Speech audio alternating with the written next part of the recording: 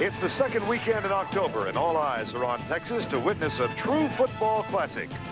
When the Longhorns meet the Oklahoma Sooners, the game takes on a spiritual dimension, evoking some of the greatest moments in college football history. Records become meaningless. Only emotions matter in a rivalry that continues to thrive generation after generation.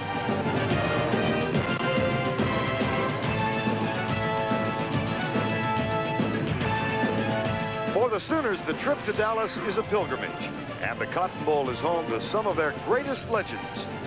Barry Switzer returns and would like to showcase stars like Jamel Holloway and an Oklahoma defense that usually ranks among the best in the country. It's one of the great spectacles of the year, Texas versus Oklahoma, here on CBS.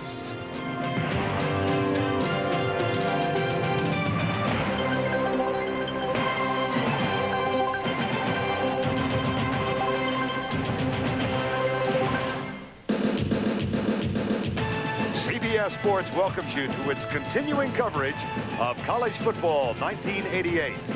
Against the backdrop of the annual State Fair of Texas, 75,000 are settling into the Cotton Bowl in Dallas, where the Sooners and the Longhorns are preparing to meet for the 83rd time. It's one of the bitterest rivalries in all of collegiate sport. It's Texas against Oklahoma, next on CBS.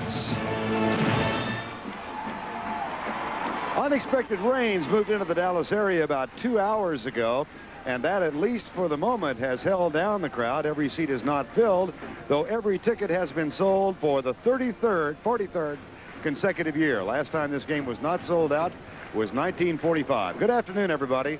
I'm Vern Lundquist. My family moved to this part of the country 36 years ago, so I have been immersed in the passion that permeates this game for 3/4 of my life. And passion is the right word. These two traditional powers meet in this neutral site early in October each year, and when they do, emotions are exposed. Individual pride, school pride, state pride, all of those things are involved.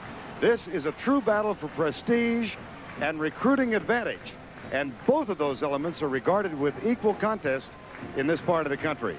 I'm working again today with Pat Hayden, and Pat, Texas a heavy underdog today. Their seniors have never defeated Oklahoma.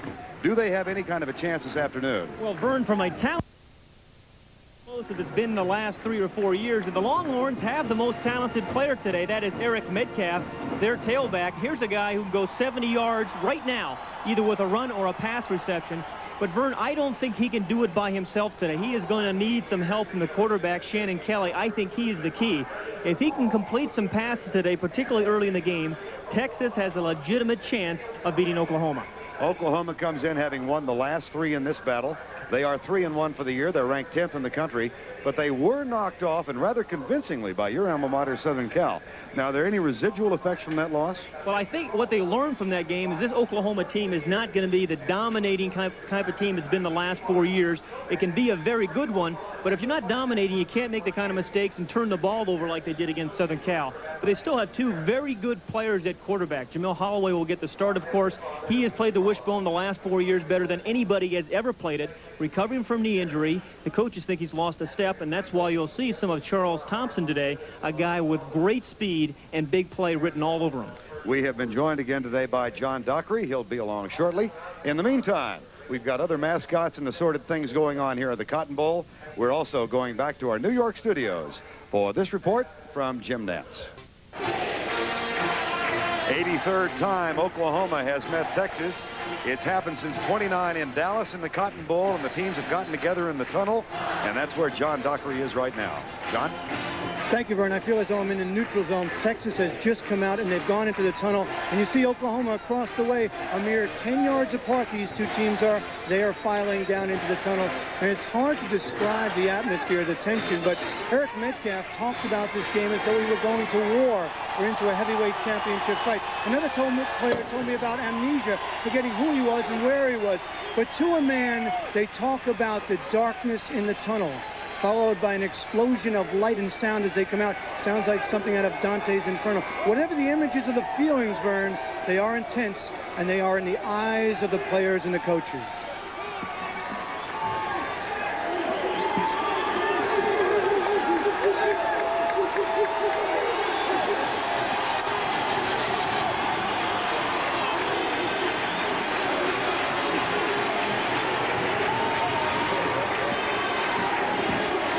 David McWilliams and the Texas Longhorns.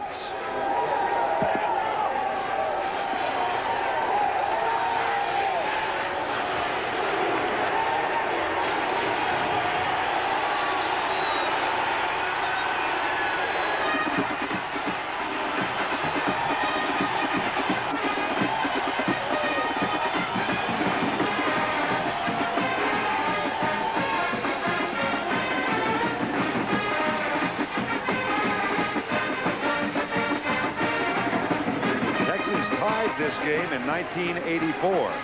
They've lost 3 in a row. This is the 23rd time as an assistant coach or head coach that Barry Switzer has led his team down the tunnel and into the Cotton Bowl.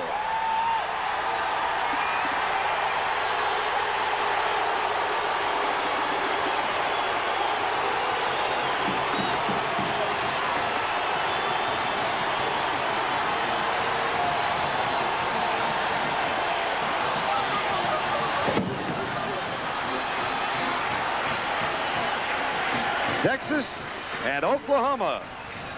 The kickoff is next.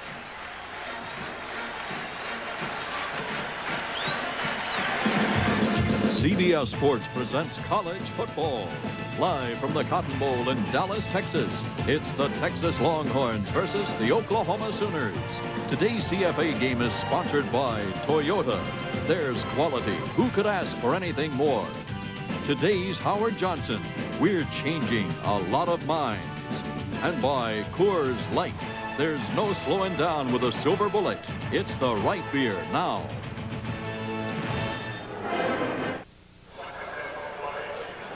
This wet stuff was not expected. They said cloudy, but the rain came in about 11:30 this morning. It's 64 degrees, humidity 65%. We will have intermittent rain showers throughout and winds out of the northeast at 10 miles per hour as the front blows through.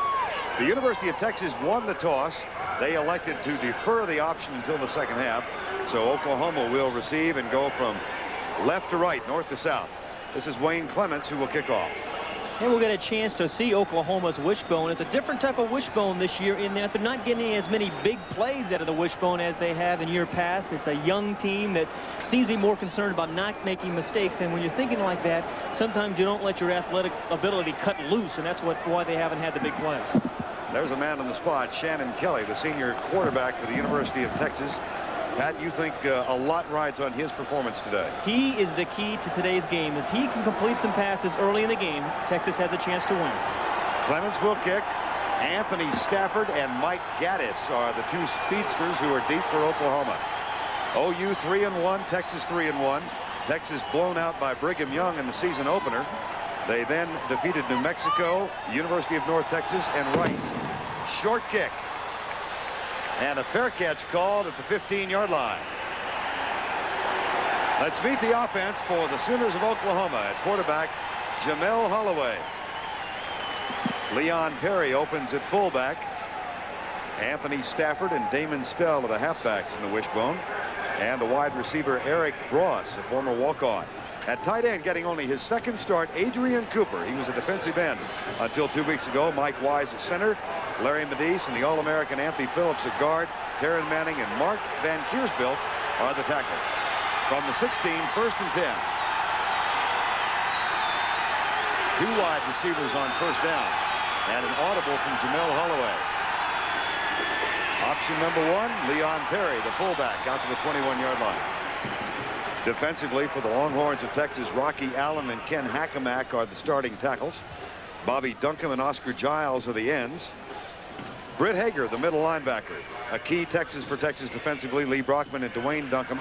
And Texas has been bothered in the secondary by passing. Willie Mack Garza, true freshman, starts along with Mark Perry. Stanley Richard and Paul Bierman are the other two. Second down and 5.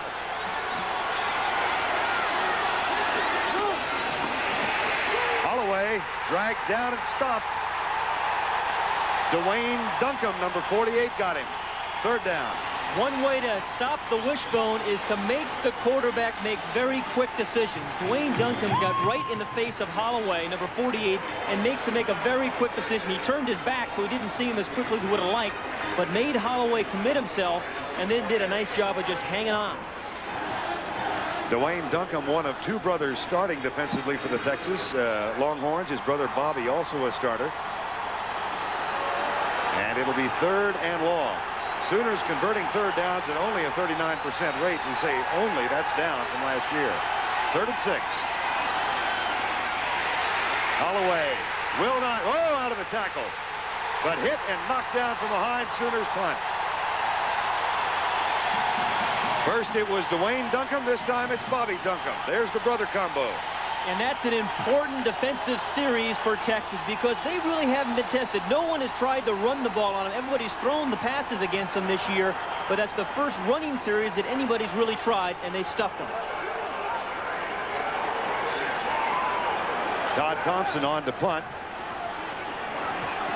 Tony Jones, Eric Metcalf are deep for the Longhorns.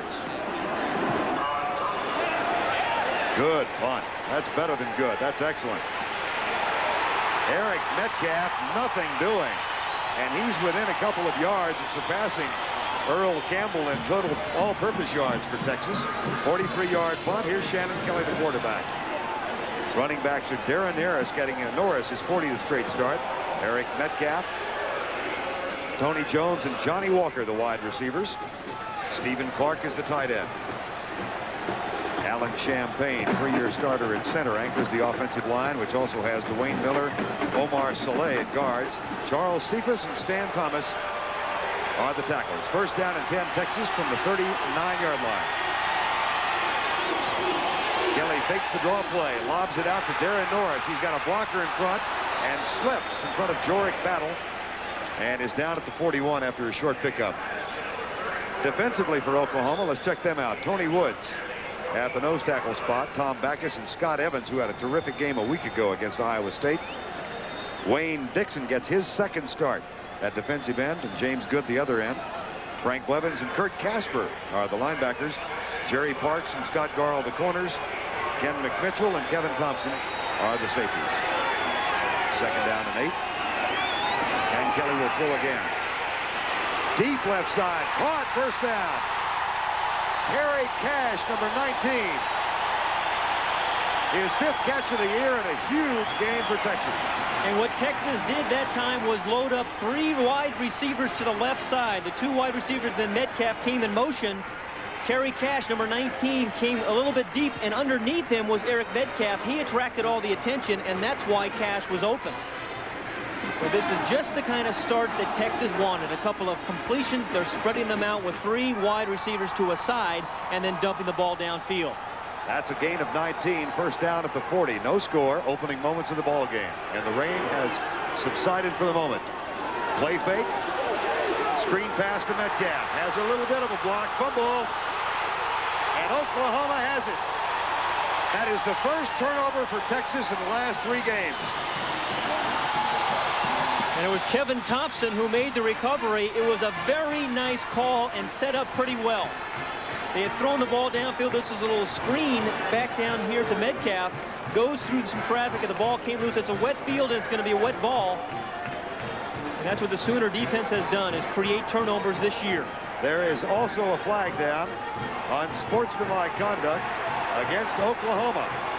One thing, though, Metcalf was carrying the ball on the inside. Ordinarily, when you're running to the outside, you should have the ball on the outside hand to prevent a fumble like that. Split crew today from the Big 8 in the Southwest Conference. The referee is Sam Mathis. Unsportsmanlike conduct on Oklahoma. First down.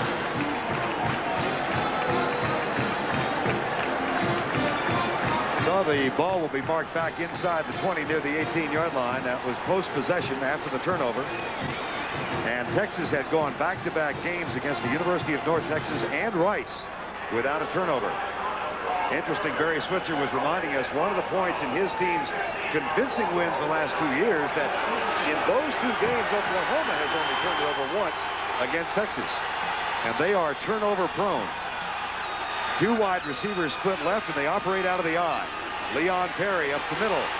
And Perry surges to the 24, maybe the 25. Bobby Duncombe makes the tackle. Here's Oklahoma's turnover story. You see the points off the takeaways. The key one that was lost against Southern Cal, of course, and that's it's also kind of depends upon where you turn the ball over. Against Southern Cal, they turned it over deep in their own territory. USC, I think, scored 13 points, and they only had to drive about 10 yards. By the way, that was a post-possession foul, and it was 1st and 25. We didn't point that out, so it's now 2nd down and 18. Eric Ross winds up wide to the right. Oklahoma said they would try to pass the ball today. There's Holloway in trouble, and Brett Hager has it.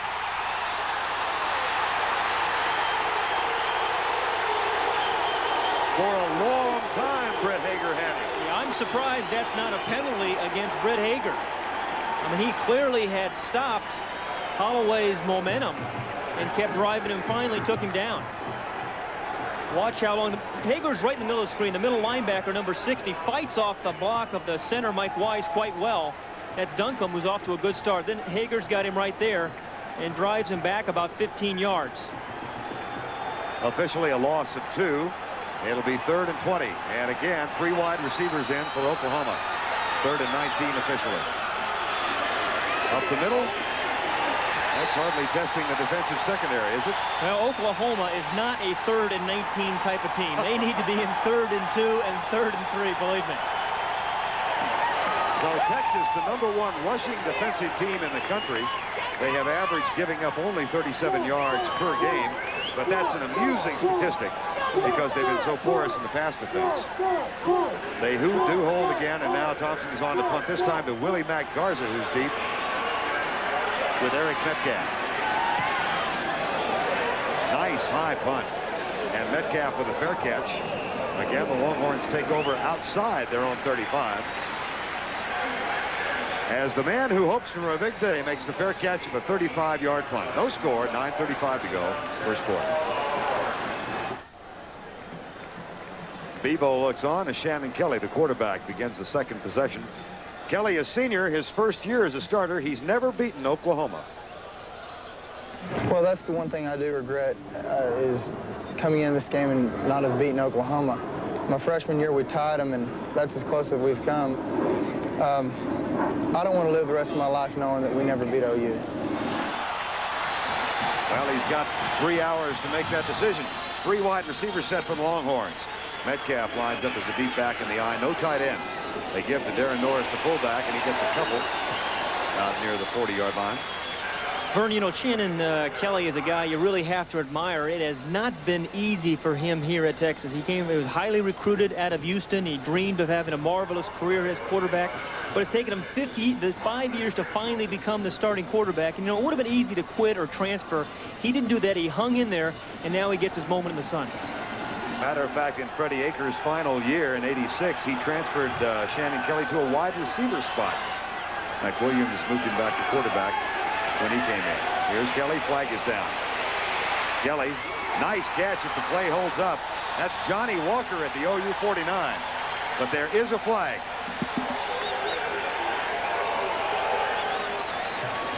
And Johnny Walker and Tony Jones are going to have to get incorporated today as we see what we expected, the holding call against the Longhorns. But it's important for Johnny Walker and Tony Jones, the outside receivers for Texas, to get involved today, Vern, and take some of the pressure off Metcalf because he can't win it himself.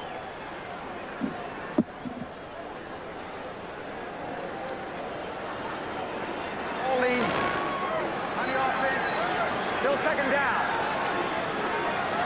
That will move the ball back to the 30-yard line. 2nd down and 18. David McWilliams was the co-captain of a 1963 Texas team that defeated Oklahoma 28-7 on this field. That was one of the heralded games in this rivalry. As OU came into that game #1, Texas #2. Texas won big and went on to win the national title. Their first under Darrell Royal. Draw play. Darren Norris to the 40-yard line. He got 10 back. Ken McMitchell, number 12, makes the tackle. And while this game progresses, let's see what's happening elsewhere. Here's Jim Nance. Well, Vern, that battle of unbeatens in the Big 8, Oklahoma State now has the edge as Barry Sanders, the nation's leading rusher and scorer, has scored now both touchdowns for the Cowboys after this 2-yard dive. Oklahoma State's just recovered a fumble deep in Colorado territory, driving again. Back to Vern. All right, we've got Mark Simmelman in the lineup now. 3rd down and 8. Metcalf in motion. Comes good on the rush. The pass caught short of the 1st down. He's a foot short or a yard short. Metcalf didn't see the 1st down marker or did not have time to react to it. The ball was thrown late, and that happens sometimes when a quarterback rolls out to his left. He can't get, this is Metcalf in motion. He's going to come right here in the flat. The receivers go behind him. But when a quarterback rolls to his left, sometimes he can't get his hips around quick enough to deliver the ball on time. It's a little bit late, although well thrown. And because of the wet field, he couldn't really turn up and pick up the 1st. Eric Metcalf has now become the leader in all-purpose yardage in the history of the University of Texas, surpassing the Heisman Trophy winner who is here today, Earl Campbell. Bobby Liljedahl is the punter this time. Watch out. Glenn Milburn, a freshman. There is also a flag back at the line of scrimmage. Milburn, a 5'9", 170-pounder, made the catch. Tackle made by Cal Elliott. That's a 40-yard punt and a 6-yard return, but let's see what the infraction might be. So while they're discussing this, Vern, we have seen Oklahoma come out and run some I formation, which is a little bit of surprise. They wanted to run some I. They want to throw the ball a little bit more today. Oklahoma. So again, the key for Oklahoma has always been 1st down. How many times over the years have they given the ball to the fullback, get 6 yards, and then when you're in 2nd and 4, you have every available option to you? Matter of fact, they are averaging this year 6.5 yards on 1st down. Well,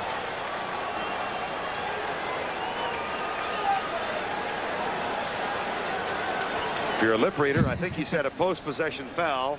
It's against Oklahoma. They do keep the football, and timeout has been called. Rainy afternoon in Dallas, but the rains have subsided for the moment.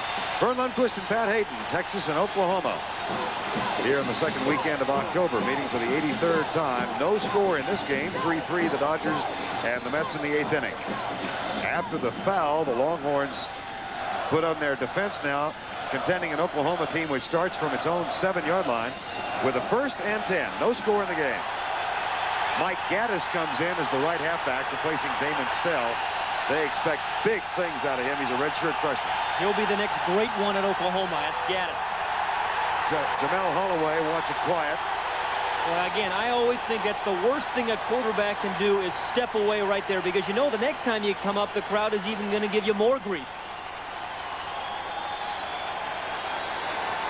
Sam Maphis, I think, is telling Holloway, go ahead and try and run a play. This crowd is evenly divided between red and orange, though you can't tell as much today. There was one heck of a poncho sale outside the fairgrounds. I think the prices doubled about 10:30 this morning. So, they didn't sell them in red and orange either, did they? The ponchos. No, they're clear. You had to take what you got. This is the Texas end this year, though. And that's what's causing the problems for Holloway. And the cheerleaders are urging the crowd on. That doesn't help any.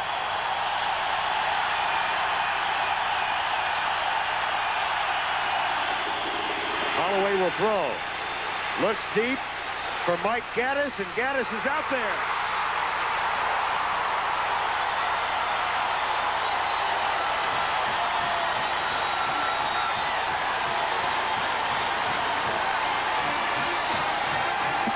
You can say what you want about Jamel Holloway as a passer, but this ball is beautifully thrown. Danny Marino couldn't have thrown this one any better. It's beautifully timed and a very nice touch over the defender, Richard Stanley, the free safety, right over 2 defenders.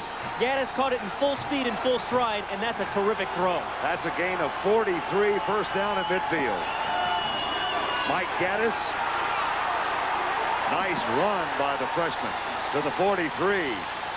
Gaddis will be the next big superstar, I think, at Oklahoma. We saw him catching the ball out of the backfield there. He is only a freshman, but he's got the size and the speed that you look for. He's 6'2", 205 pounds, and can get outside on the wishbone. All the big plays in college football come on the perimeter of the defense, and that's where he's at his best. Just under 7 minutes to go, first quarter, 2nd down and 2, Oklahoma. Leon Perry, huge hole, 1st down. Went right over the back of his center, Mike Wise. And the block of Anthony Phillips on the right side. Vern, there are really 3 games going on within this game. The 2 tackles and the middle linebacker have to stop the fullback today. And watch the guard, the left guard right here, that's Medis, number 62, make the block. But if the 2 guards of Oklahoma can control those defensive tackles, the fullback is going to have a big day. 1st and 10, Oklahoma, 6:35 to go. No score first quarter. Here's Gaddis again. Britt Hager hits him from behind after Stanley Richard, number 18, the man who was burned on the long pass, makes his 3rd tackle in a row. Talking about those 3 games within the games, we saw the offensive guards against the tackles. Then the other interesting matchup today is a freshman, Willie Mack Garza, who's got to cover the wide receiver from Oklahoma all over the field today. It's like 20 other people aren't even playing. He's all by himself out there on that island. Steve Llewellyn comes in defensively for Texas, replacing Rocky Allen. And that's the spot they run out, and Leon Perry has another first down. Llewellyn, an all-conference player, was injured in the first game against BYU. But Anthony Phillips was controlling Rocky Allen on that right guard spot. And so Llewellyn has come in now defensively for Texas. You mentioned Anthony Phillips. You know, drive blocking is a lost art in college football, but Anthony Phillips is the best in college football, I think, at that. If he can block Hackamack right there, number 68, and Rocky Allen the other side, they have a chance of really having some big plays from the fullback. 1st and 10, Oklahoma. Perry gets the ball slipped from Holloway. And it's down to the 21-yard line. Tackle made by Ken Hackamack, number 68, and Steve Llewellyn. Llewellyn wears number 93. That's Hackamack right there. This is Ken Hackamack's type of game, Llewellyn, number 93. Both those guys, 6'8", 6'9", 280 pounds. A physical kind of game, a one-on-one battle between the defensive tackle and the guard. You don't find that much in college football, but because Texas plays a 4-3, we find that battle today. 2nd down, 8. This drive started at the Oklahoma 7. No score in the game. Holloway blocked from Stafford, and Gaddis is tripped up from behind as he gets to the 19-yard line. Mark Berry made the tackle with help from Dwayne Duncombe. When you play the wishbone, your defensive backs have to be terrific tacklers.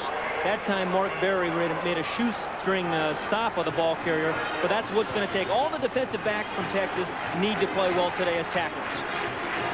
Willie Mack Garza, number 17, a true freshman out of Refugio, Texas. And they really like him. He's getting his 2nd consecutive start at a cornerback spot, which has been weak for the Longhorns. The left cornerback spot. 3rd and 6, no score.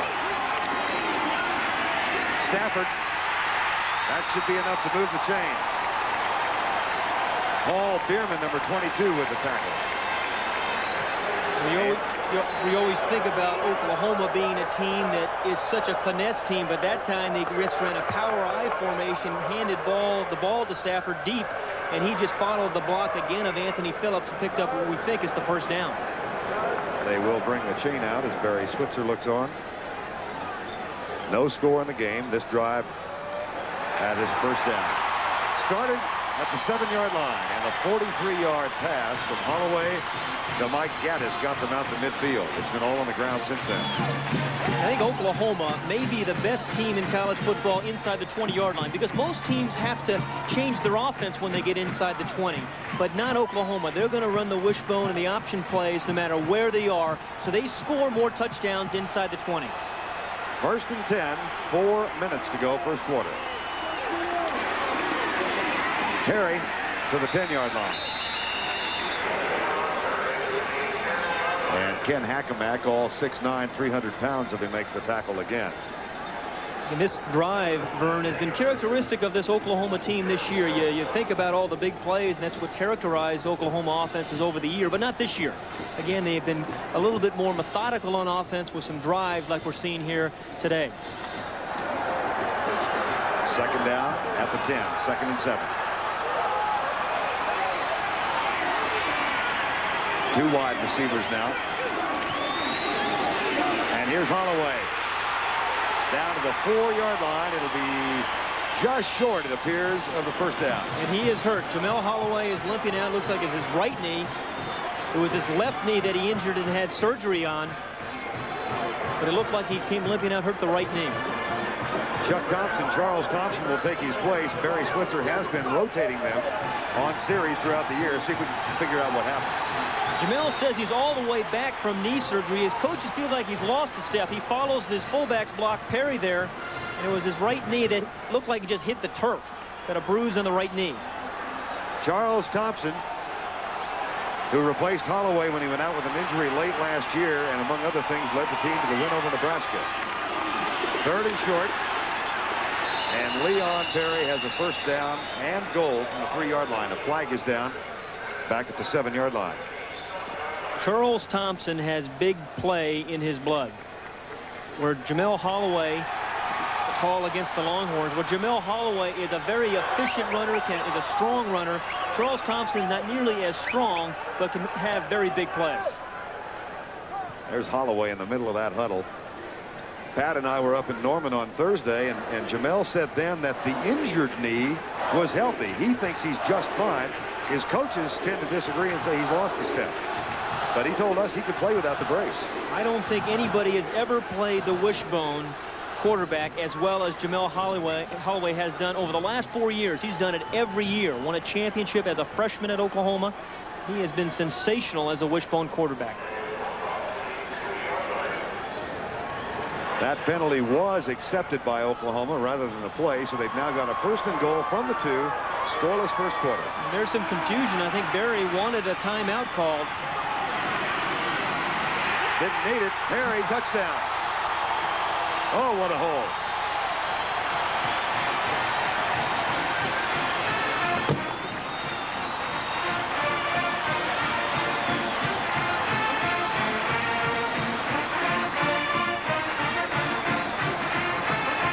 That's a 93-yard drive, highlighted by a 43-yard pass play. Jamel Holloway to Mike Gaddis. And from the 50, OU kept it on the ground, as they are inclined to do. And now R.D. Lasher will come in to try the extra point. He's 12 for 12 this year. Younger brother of Tim Lasher, who was a record-setting place kicker for Oklahoma. And a whistle started to sound. Another split crew today. Sometimes I think when you have split crews, you don't get the kind of coordination you do when you have the crew all from one conference. This game traditionally has always had a split crew. Half of them are from the Big 8, the others from the Southwest Conference. Well, whatever the problem, it's been ironed out. And Lasser will now try to get out of Thompson's hold. That's an 11-play drive by the Sooners, who appeared backed up inside the 10. High snap, blocked. And there's a new rule in college football this year in which you can return a block for 2 points. They aren't able to do it, but Lee Brockman made the block, and Mark Steed made the recovery. There's Brockman. Take a look at the block, number 63, Brockman. He is 6'2", but gets up, gets some pretty good penetration inside. And again, when the kick is blocked behind the line of scrimmage, you can pick it up and run for 2. But this is the 6th that counted right here. The blocks by the center, Mike Wise and Anthony Phillips, opened up a huge hole for Leon Perry.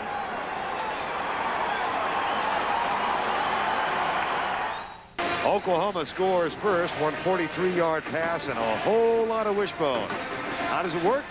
Pat Hayden's going to explain it to you. Barry Switzer's wishbone consists of 3 major options. The first option involves the fullback, and the option depends how the defensive end plays. If the end comes upfield to take the quarterback will then hand the ball to the fullback, who runs inside. The second option is the quarterback keep. Again, the quarterback reads the defensive end. If he comes across playing the quarterback, he'll be picked up by the fullback, allowing the quarterback to take the play up inside and pick it up maybe 5-6 yards. But what you really want the wishbone to do is get to the third option. That's the pitch to the halfback. Again, the read is the defensive end.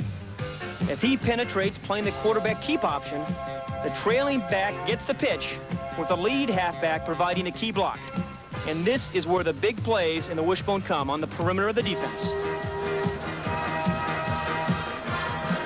Barry Switzer is the man who talked Chuck Fairbanks into using the wishbone, having watched the University of Texas run it for 2 years.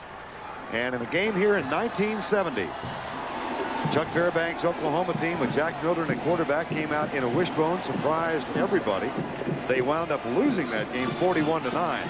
But within a year, they had become the leading rushing team in the history of college football, averaging in 71, 472 yards with that thing. That's normally good enough to win. That'll do it. That's going to win you most ball games. Thompson kicks. Short. Real short. Chris Samuels grabs it. It's out to the 29. Let's watch the wishbone, and let's watch the All-American guard, Anthony Phillips. Watch the block by Anthony Phillips as he crushes the man right down on the inside. He's a guy that can really play on Saturdays. Loves Saturday afternoons because he's going to get blocks like that. That one was on Steve Llewellyn, and that opened up a terrific hole for Leon Perry. Anthony Phillips' brother John, an all-conference performer last year with the Oklahoma team. He is the leader of that offensive line. Now Shannon Kelly, who's 4 for 4 throwing the ball, has Texas in the eye. And Kelly rolls out, pulls up, and lets it go. Darren Norris bounces off one tackle and gets 2 additional yards. Right now, let's go down to John Dockery. Vern, you might be wondering about Jamel Holloway. Well, he's right here on the sidelines. You see him walking along. What they've done, it's good news for the Oklahoma Sooners. It's only a very, very slight bruise on his right ankle. They've taped him additionally, and he should be back in action. He's not in any kind of pain. It's very, very minor injury to Jamel Holloway. Okay, Vern. Way to keep dry, John. Okay. A lot of guts, no umbrella. 2nd down and 3, Texas. 6-0, Oklahoma. To the fullback.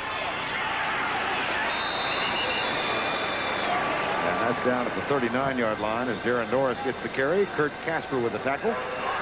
Right now, let's go back and check in with Jim Nance in New York. Vern, Barry Sanders has scored again, his 3rd of the day, 14th of the season, giving Oklahoma State a 14-point lead in the 2nd quarter. And Clemson scored with 1:50 left to move in front of Virginia. Let's go back to Vernon Peck. All right, Jim. Barry Sanders had to play a subservient role to Thurman Thomas a year ago, but what a player he is. You know, Barry Switzer says he is the best running back in America. Really is very, very high on Barry Sanders. 3rd and short for Texas. They trail by 6. Metcalf in the slot, now in motion. And Texas will throw on 3rd and 1. And it's almost intercepted. Ken McMitchell had it right in his paws. And that's the first incompletion for Kelly. He was trying to get the ball to Walker, but inside number 19, as 3 wide receivers are on that side, he had Cash open over the middle. See 19 over the middle? But he chooses to go outside. McMitchell is there to try to make the play. Really should have made the interception. How'd you like the call on 3rd and the foot? I do like the call. This is what it's going to take for Texas to win today, I think. Okay. Bobby Liljedahl, his 2nd punt. He is replacing Alex Waits today. Waits got off a 5-yarder against Rice last week, and so they've called on Liljedahl, and he responds with a good one. Glenn Milburn inside the 15. Flag is down. It's going to be clipping against Oklahoma, I think. As Bobby Rhodes, number 67, made the tackle. A 48-yard punt and 4 on the return. Well, 3 times Oklahoma has had a penalty down here with made them backed up down inside their 10-yard line. Of course, they were able to go the long way last time, but your chances are about 1 in 25 of driving the distance from this area of the field and scoring.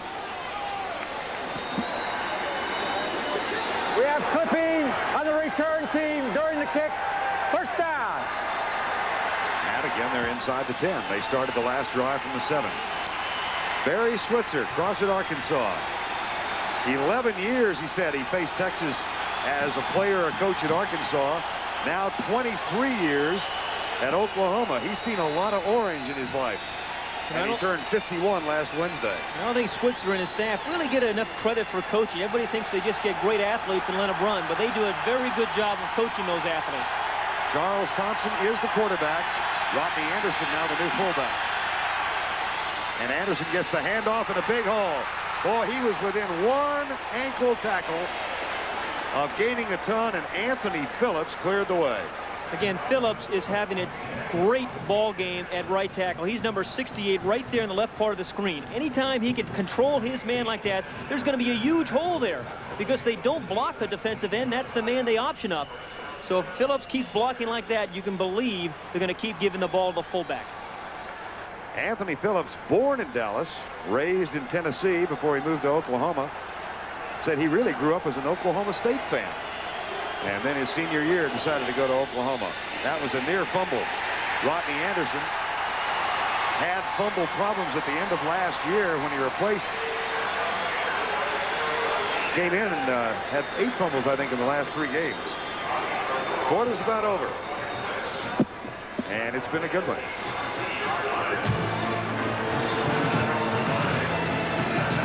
That's the end of the first quarter. 6-0 Oklahoma. Will return after this message and a word from your local station. State Fair of Texas underway. The fairgrounds filled with 150,000 to 175,000 who are not in the Cotton Bowl. Thus far in the first quarter, Jamel Holloway out with an ankle injury, might be back. Shannon Kelly hit 5 of 6 for 42 yards for Texas. But the rushing defense of the Longhorns, with a season average yield of only 37, has already given up 73 yards to the Oklahoma Sooners. 6-0, second down and 9 OU. And a power eye set this time. They give it off to the tailback. Anthony Stafford lined up in a power eye set. We've seen more offensive formations from Oklahoma than we normally do. And you're right. This is one of the things that happened after the USC loss. They felt they had to have a couple of different types of plans. They couldn't come out and run the wishbone every down with this particular team. But they had the one big pass play. You see there, Oklahoma for 43 yards. So they have mixed it up. We've seen some 3 wide receivers. We've seen some I formation. 3rd and 9, 1 pass completed, that by Holloway to Mike Gaddis. Now out of the wishbone, the wide receivers to the left side.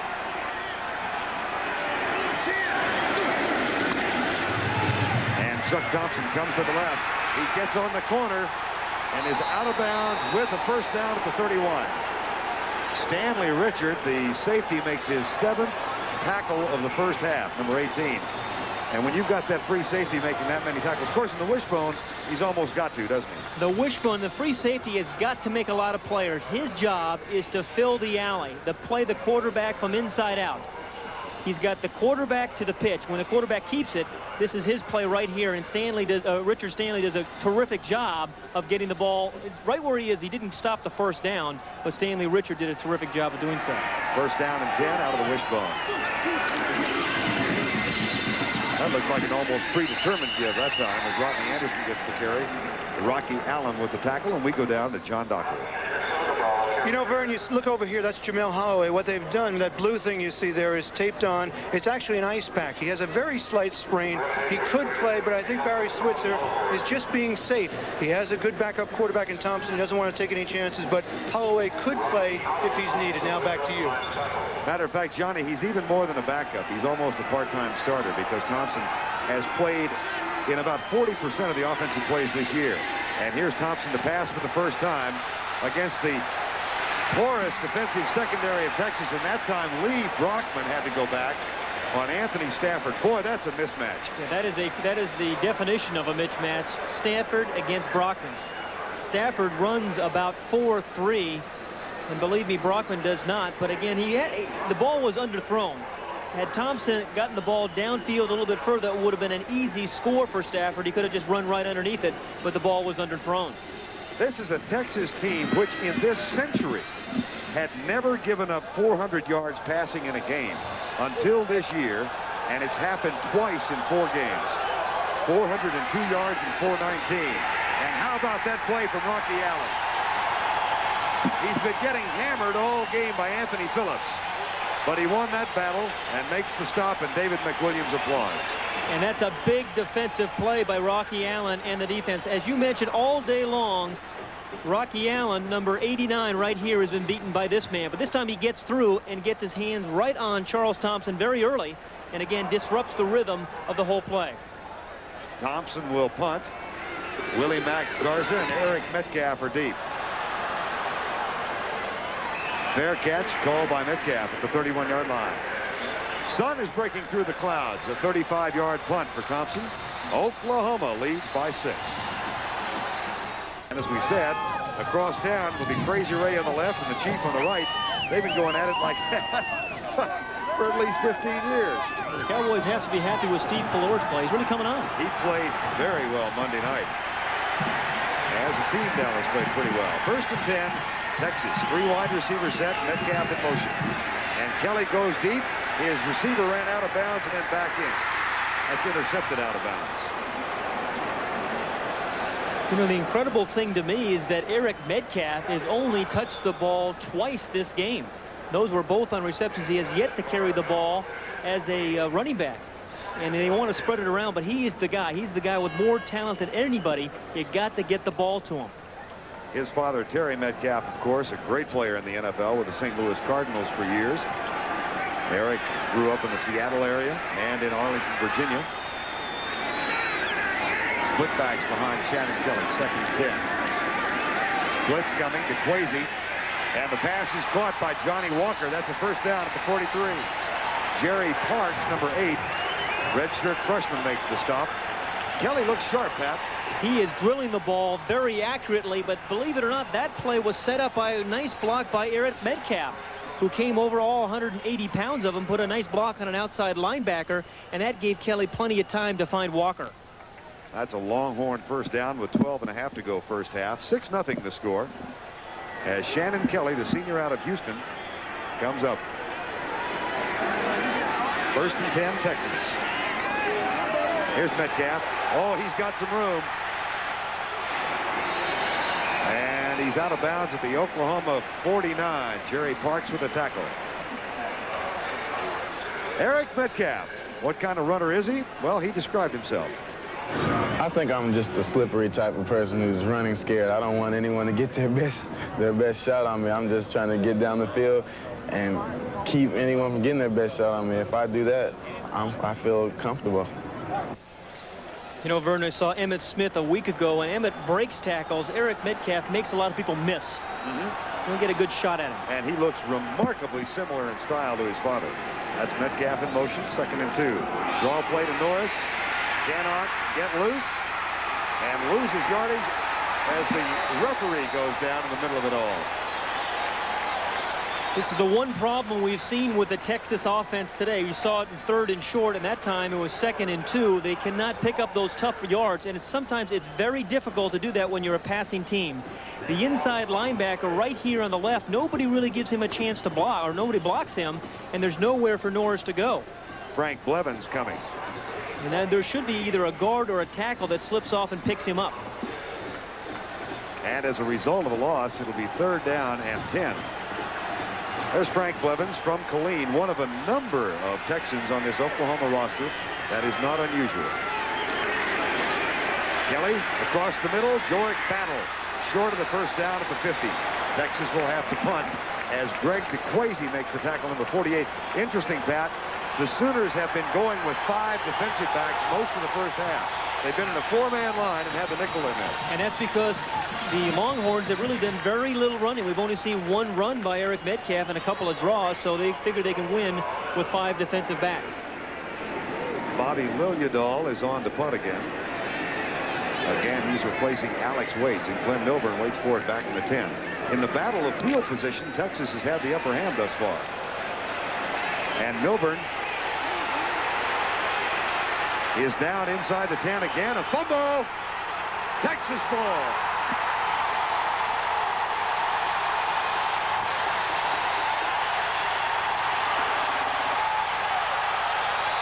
James Lee got it. And that is the 11th fumble lost by Oklahoma this year. And when Milburn watches it tomorrow, his coaches are going to tell him anytime it comes inside the 10-yard line, do not try to field it and run it out. You know, I thought it looked like he was actually down to me, although the official called it a fumble and Lee made the recovery. Jerry Seod is the man who made the hit, number 38. And that's what Barry is thinking. He said the same thing that I think I saw, that he thought he was down. He thought Milburn was down. Take another look. He is down right there, and then the ball comes loose. And I don't think that should have been a fumble. I think he was down. And it goes without saying, there is no recourse to instant replay in college football. Here's the official. The ball carrier was down on the ground. No fumble. First down. That's the right call. A lot of people are going to disagree with that, but that is the right call. think that's a great example of cooperation with officiating crews, because obviously one official with a better view overruled the man who made the original fumble call. And that's an interesting point, because it is a mixed crew, a split crew. Half from the Big 8 and half from the Southwest Conference. It's obvious that somebody overruled. It had to be Maphis, I guess, the referee, who overruled the man who made the original call. So wipe out the fumble, give Oklahoma the ball at the 8. And an angry David McWilliams walks the sidelines. Very important series here for the Texas defense. 11 minutes left in the second quarter. Back them up, force them to punt, give your offense a chance to score before halftime. Power eye set. They give it to the deep back. That is Mike Gaddis, number 33, who's been the offensive standout in the first half.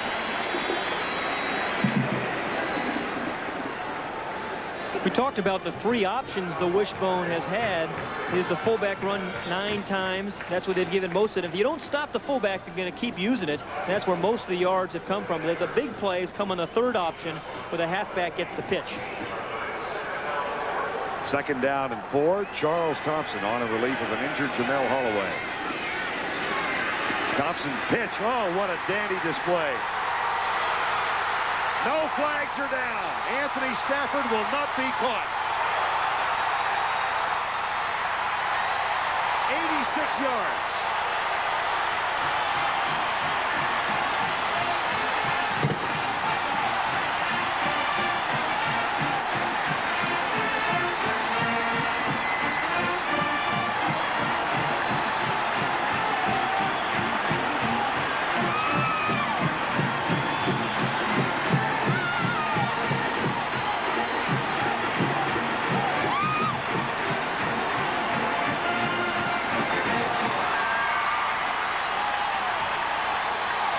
From a Texas standpoint, that's like a 14-point turnaround. They thought they had a fumble in scoring territory.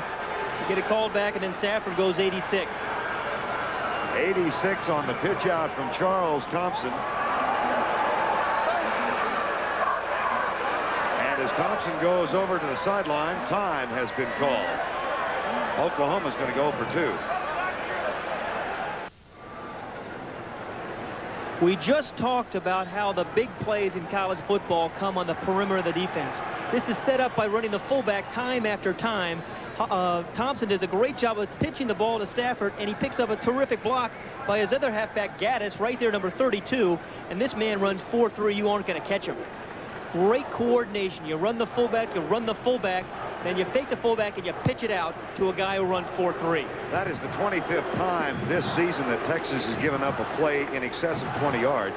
But it's only the 2nd time all season that they've given up a run longer than 20 yards. And that was for 86, and now Oklahoma will go for 2. They had the extra point blocked after their first touchdown.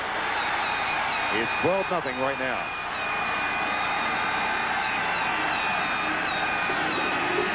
Thompson cuts. Got it.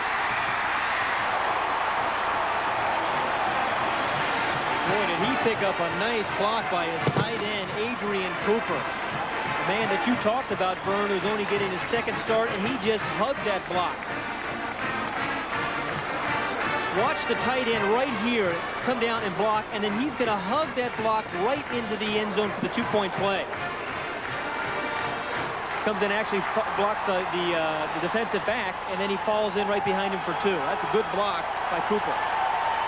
That makes it 14-0, and next 86-yard run, Anthony Stafford, after an overruled fumble, gives Oklahoma renewed possession of the ball. So 2 big plays now for Barry Switzer's team, a pass of 43 that was the highlight of a 93-yard drive, and the 86-yard run by Anthony Stafford. Thompson will kick off. 14-0 OU. They came in as 17-point favorites. Last year at halftime, when they were 31-point favorites over Texas, it was only 13-6 at the half. Short. Chris Samuels at the 23. And right down at the 26. Right now, let's go back to New York. Here's Jim Nance. Well, Vern, here's an upset. 12th ranked Alabama with its first loss of the year. Mississippi trailing 12-7 in the final minute. Sean Sykes with his second touchdown of the day. Ole Miss added another touchdown after an Alabama turnover. First win ever for the Rebels in the state of Alabama. Back to Vern and Pat. All right, Jimmy. Well, Alabama flirted with disaster last week, and this week it caught up with them. Incredible comeback a week ago. I think, Vern, here that Texas has to get on the board before halftime. 10-16 left. If they don't get something on the board, I think it's going to be more and more difficult for them to win this ball game. They have shown a proclivity for the pass in the first quarter and a half, and with some degree of success. Here's Shannon Kelly. He'll throw it again. Darren Norris. But Norris was looking for much. He got about 4 yards completely on his own. He was trying to pick up the block of Jorick Battle, number 40, his wide receiver. Didn't do a very good job, but Norris still got 4 yards on his own. That's the third catch for Darren Norris. Again, Eric Metcalf has carried the ball just once, and that for 8 yards. He has caught a couple of passes. You have to give your best player a chance to make big plays. Second down and 7. Johnny Walker comes wide to the right side. So does Kerry Cash, number 19, as they go with a flex end now. No tight end. Metcalf in motion, and Kelly back to throw. Chased by James Good. He'll run it. And that's short of the first down, out of bounds at the 32. Kurt Kaspar, number 46, made the tackle. Kaspar and Kelly played against each other in high school. Shannon Kelly from Houston. So is Kurt Kaspar, number 46. Kaspar a little bit embarrassed because earlier this week he was widely quoted as saying he hated Texas, thought they weren't as good as Kansas and Kansas State, I think was the quote that we read, and then he said, I never said that. Somehow linebackers at Oklahoma seem to get themselves in some trouble when they talk, don't they? Remember old Brian Bosworth? I remember him. You heard of him? Kaspar, we talked to him the other day. He said things aren't going well. Good bad week. 3rd and 3. Toss. Look for the halfback pass. Metcalf. Nobody's open. He has to run, and he can do that as well as anybody.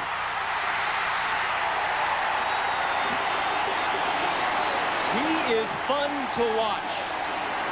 This play was supposed to be a throwback back to Shannon Kelly, the quarterback, down the left side, but there was nobody open. And the offensive line did a real nice job of holding their blocks. Watch how long the blocks of the offensive line are held. Now, Metcalf is going to try to throw back to Kelly, who's down the left sideline. Nothing there. You see Kaspar, number 46, just running away from Metcalf, and he is so smooth. He can really glide. And talk about running like his father. That's a perfect example of it right there. Jerry Parks made the tackle, a 29-yard gain. First down at the 39. Play fake and Kelly back. Settles short. Metcalf hammered at the 36-yard line. Hammered by Frank Blevins, number 35. Mets lead the Dodgers 5-4 in the 8th. Our score 14-0 with 9:08 to go first half. The 83rd meeting between Texas and Oklahoma. Frank Blevins made that tackle. Texas scored, or rather Oklahoma scored on a 93-yard drive. They got a short touchdown run from Leon Perry, and then an 86-yard scamper by Anthony Stafford. It's 14-zip. 2nd and 7. Draw play. That's a first down for the Longhorns. Eric Metcalf tackled by Kevin Thompson this time. Eric Metcalf can make an offensive line a lot better than they really are because he can cut it anywhere, and you don't have to hold your blocks a long time. This is their base play, the sprint draw. Get it to him deep, let him find a hole. Champagne, the center, made a real nice block. But you see, he doesn't ever take a full hit. Always ducks the head or gives him a hip, gets out of the way. Makes a lot of people miss. Long jump champion in track and field in the NCAA as a sophomore. Tried out for the Olympic team, finished 8th. A little bit of a muscle pull. That's a first down. Metcalf had aspirations of a Heisman Trophy run this year. Then he was declared ineligible for the one game against Brigham Young because of a snafu regarding a student loan last summer. And the business office of the UT Athletic Department has taken responsibility for the mix-up, said it was their fault, but he was suspended, and then Texas lost that game big, 47-6. They've won, but not very convincingly, 3 since then. And if he wants any run at the Heisman, he's got to have a huge game today. Kelly, deep. Incomplete. He had Cash open in the end zone. And he had Johnny Walker as well. Two wide receivers line up to the left, and it's a formation they've used a lot today, and they'll put Metcalf over that side and end up with 3 wide receivers. And he had both Walker and Cash open, just overthrew him a little bit, but he has played well in this first half. Interesting, talking with Kurt Kaspar, the Oklahoma linebacker who played against Kelly. He said Kelly owned him in high school. They won every game all 3 years, and he said he thought, Kurt Kaspar, the fellow you're looking at, said he thought Kelly was going to be a superstar in college, and it just hasn't worked out that way. 2nd and 10. Stunts by the Oklahoma front. Kelly intercepted. Picked off by Greg DeQuazy. That's his first of the year. Intended for Jorick Battle and DeQuazy, the nickel back. He's the 5th defensive back that OU is using. Makes the interception. They call their nickel formation their Mustang formation, and DeQuazy did a real nice job of just staying back and being patient. He'll come up on the left side of the screen, reading the quarterback's eyes, reading the route, and steps right in front of Battle. And I don't think Kelly ever even saw him. This is what plagued Texas a year ago. 7 interceptions in the game against Oklahoma. Matter of fact, Shannon Kelly threw 2 of them in that game after the issue had been decided. It's a 14-0 ball game. What a pop. Mike Gaddis is hit by Britt Hager, the middle linebacker, number 60. Hager, All-American candidate. He's another of those who's never defeated Oklahoma. And he's a guy that has to take some responsibility right now and say, hey, I'm the middle linebacker. There's very few pure middle linebackers in college football, and the fullback is not going to gain any more yards. And he wears that number 60. That's a hallowed number at Texas. First made famous by Tommy Nobis 25 years ago. They don't give that number out lightly. Here's Thompson. Oh, boy. Like eating Jell-O with chopsticks, you know? He is so quick off the cut. Wait a minute. Like doing what? I thought I'd get that, but like eating Jell-O with chopsticks. The guy is so quick off the cut, he just explodes off the cut. Did you learn how to do that at Oxford? Of course, you've never done that here in Texas, Dallas, have you? No. Big in Oxford. We eat barbecue with our hands down in Texas. 3rd down and 7. 7 minutes to go in the first half. 14-0.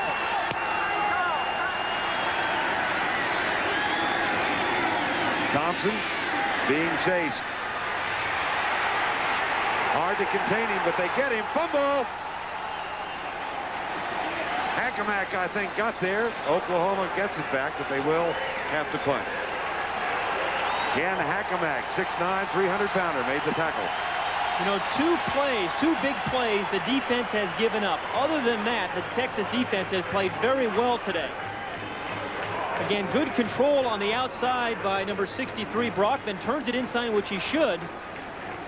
And he coughs it up, and Barry is very upset as Thompson came off the field with him. Todd Thompson will punt. Willie Mack Garza and Eric Metcalf are deep. This is Eric Metcalf, another fair catch. This one at the 34. Defense has given up big plays by Texas. They have moved the ball, but then turned it over. They've got it again after a 35-yard punt. Stop. Think they can hang on? 44 in a row. Our score is 14-0. 6:05 to go first half.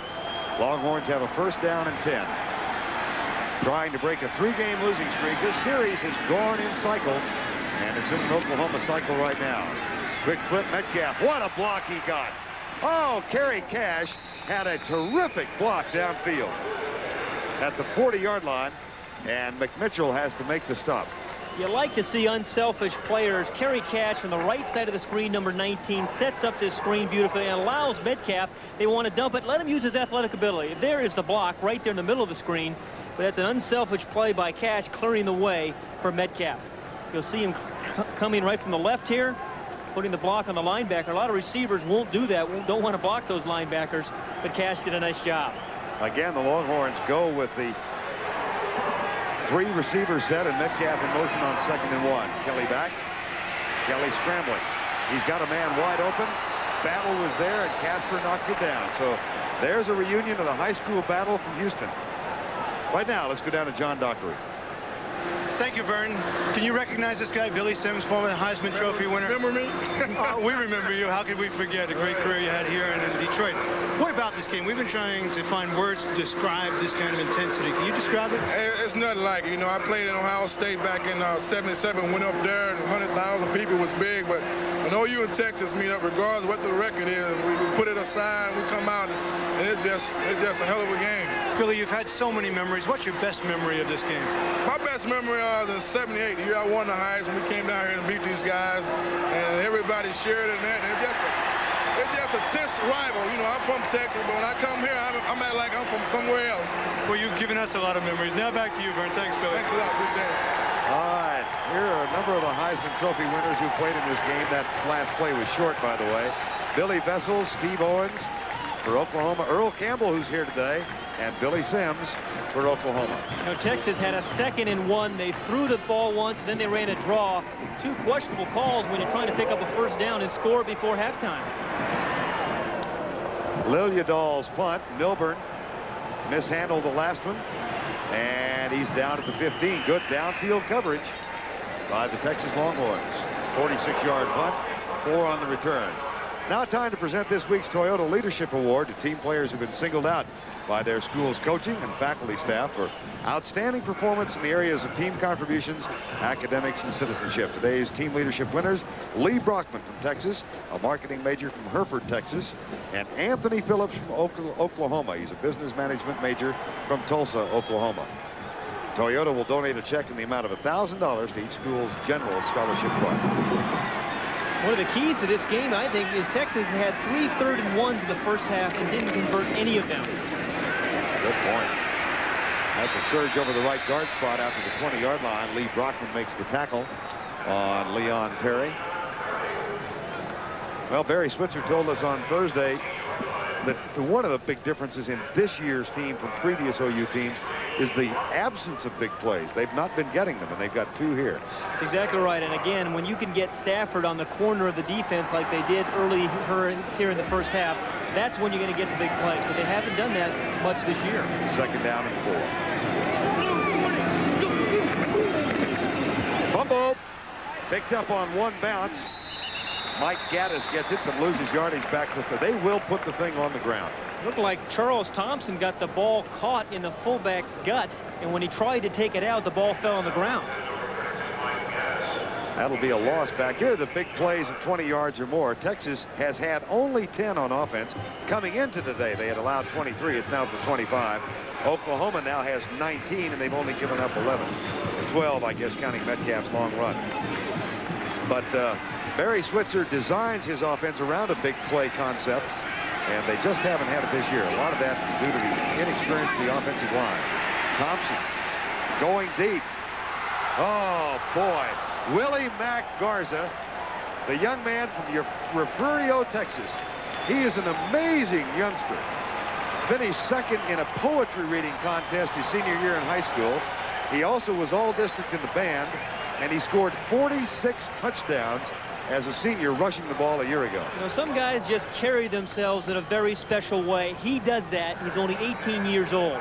Great presence for Garza. That saved a touchdown. Thompson on.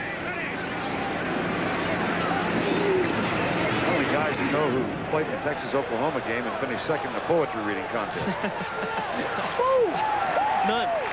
Willie Mack Garza makes the tackle. I asked him where he was a year ago today. He said, oh, we had a big game. The Woodsboro Eagles against the Refugio Bobcats, and we won before a crowd of 5,000. Coming up tomorrow on the NFL Today, Washington will be at Dallas. That's at 12:30 Eastern Time with the NFL Today. Others of you will see Chicago at Detroit, and still others will watch the Rams at Atlanta. Tampa Bay visits Minnesota tomorrow. And some of you will see New Orleans and San Diego. That gets a 4 o'clock Eastern start. And it all starts with the NFL Today at 12:30 Eastern Daylight Time. 3:13 to go before halftime. Kelly, man open. Tony Jones, who's got scat back speed. He is the leading receiver, and a flag is down. Shannon Kelly is saying that it's roughing the passer. Texas has all 3 of their timeouts remaining. No, they call it holding. He was looking for the roughing call.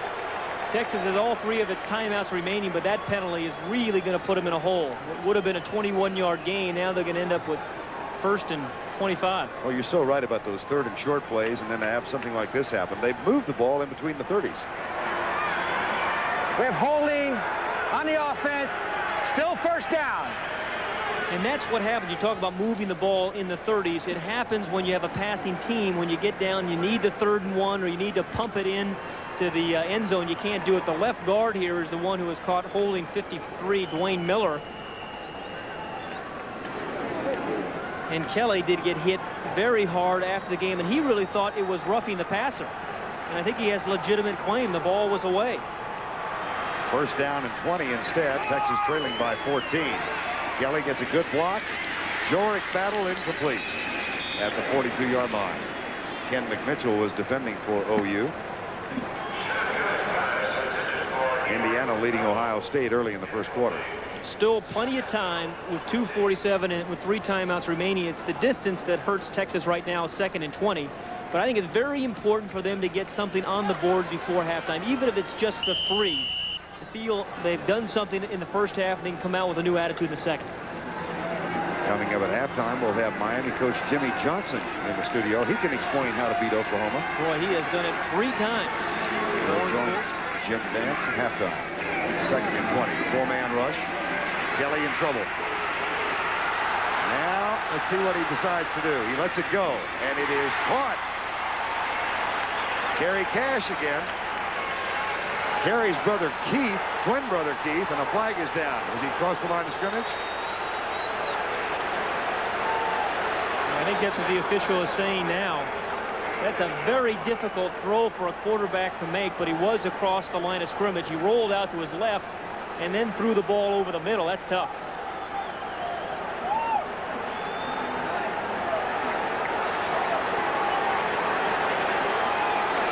The line of scrimmage is right about here, and you're going to see Kelly, after he scrambles, he's going to throw the ball right past the line of scrimmage, and the side judge is right there to make the call.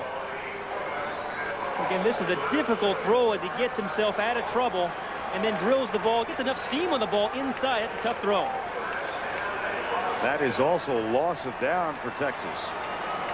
So holding call wipes out a 21-yard gain, and now the loss of down. See the list of plays on Kelly's left wrist. So holding call wipes out a 21-yard gain, and now the loss of down. See the list of plays on Kelly's left wrist. They send in the formation. He goes to the wrist and then calls the play. 3rd and 25.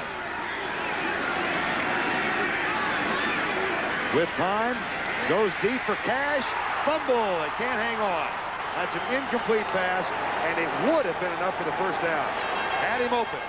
That ball was as well thrown as you can throw it, and Cash really should have caught it. Although he got hit, I don't think he really got hit that hard. It looked like he should have caught the ball, and he knows it. One last look, and this is a tough catch for a receiver because he knows he's going to get hit, but he had plenty of time to secure it before he was actually hit by the defensive back. Jerry Parks made the defensive play. Here's Milburn with the punt return. And he shakes loose of a potential tackle, another one, and is knocked out of bounds. That's a lot of effort for a 5-yard loss. 44-yard punt. Mark Semmelman made the tackle ultimately.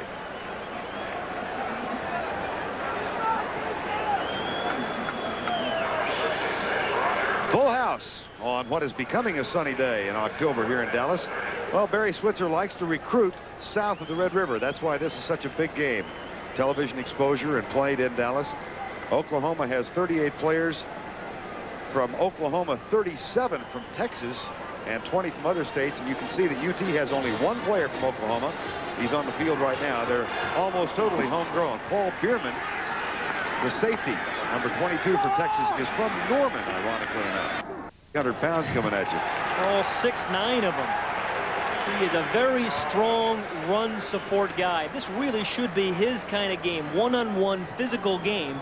And really what success Oklahoma has had is when they've gone away from Hackamack and worked at Rocky Allen. Hackamack, Rocky Allen, and at times Steve Llewellyn, who has been in and out of the lineup. That's Oscar Giles, number 95. Hackamack just towers over his teammates, though. Llewellyn and Allen is in there right now. So second down, 11. 1:17 to go first half. Quarterback draw, and Hackamack read it. Ken Hackamack wasn't fooled. Hackamack just stayed right at home. His responsibility is, he's right here, is to play through the guard and take any inside plays, any fullback plays, any quarterback plays. He runs right over the guard, reads the play, and he and Hager put the stop on Charles Thompson. David McWilliams was matched up against a former Oklahoma All-American and Cowboy star, Ralph Neely. He was laughing about it yesterday with us when David played in this game. He checked in at a solid 187 pounds. Said Neely didn't own him at all. 3rd and 12. Rollout. Thompson. Short of the first down. Baseball. Final. The Mets beat the Dodgers 8-4 in Game 3. Well, that hurts. I'm a Dodger fan. Coming from Los Angeles, I would expect no less. That was a terrific tackle there by Lee Brockman. You think you got it tough? Field. I'm a Ranger fan. Time has been called. We'll be back in a moment. 14-0 with 19 seconds to go in the half. Big Bertha and the Texas band standing on the sidelines. They'll appear for sure here today. They're first. If I were Texas here, I would be thinking about a blocked punt.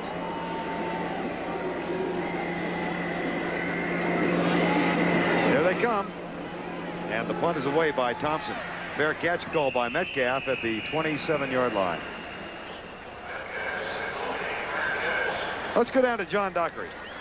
You know, Vern, the bands are getting ready for the half. Both the Texas and Oklahoma bands reminds me of a story in 1965 when the Oklahoma band took the field and refused to give it up to the Texas band because of the national exposure. Well, they were furious even though Texas won the game, and the headline the next day was Oklahoma won the bands, Texas won the game. I wonder what will happen at halftime. Now back to you.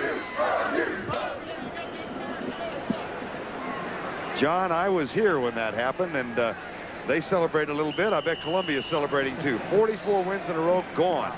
Losses in a row, and it's all over now. They defeat Princeton 16-13. First down and 10, 14 seconds to go. Metcalf in motion. Kelly back. Goes left side for Metcalf. He gets out of bounds, and that stops the clock at the 39. You're looking at that Columbia score. They were leading the nation in homecoming games coming into today. Because you figure it's an automatic win, so you're happy to see them beat Princeton. Leading the nation in Everybody wants Columbia. It's their homecoming game. First down and 10.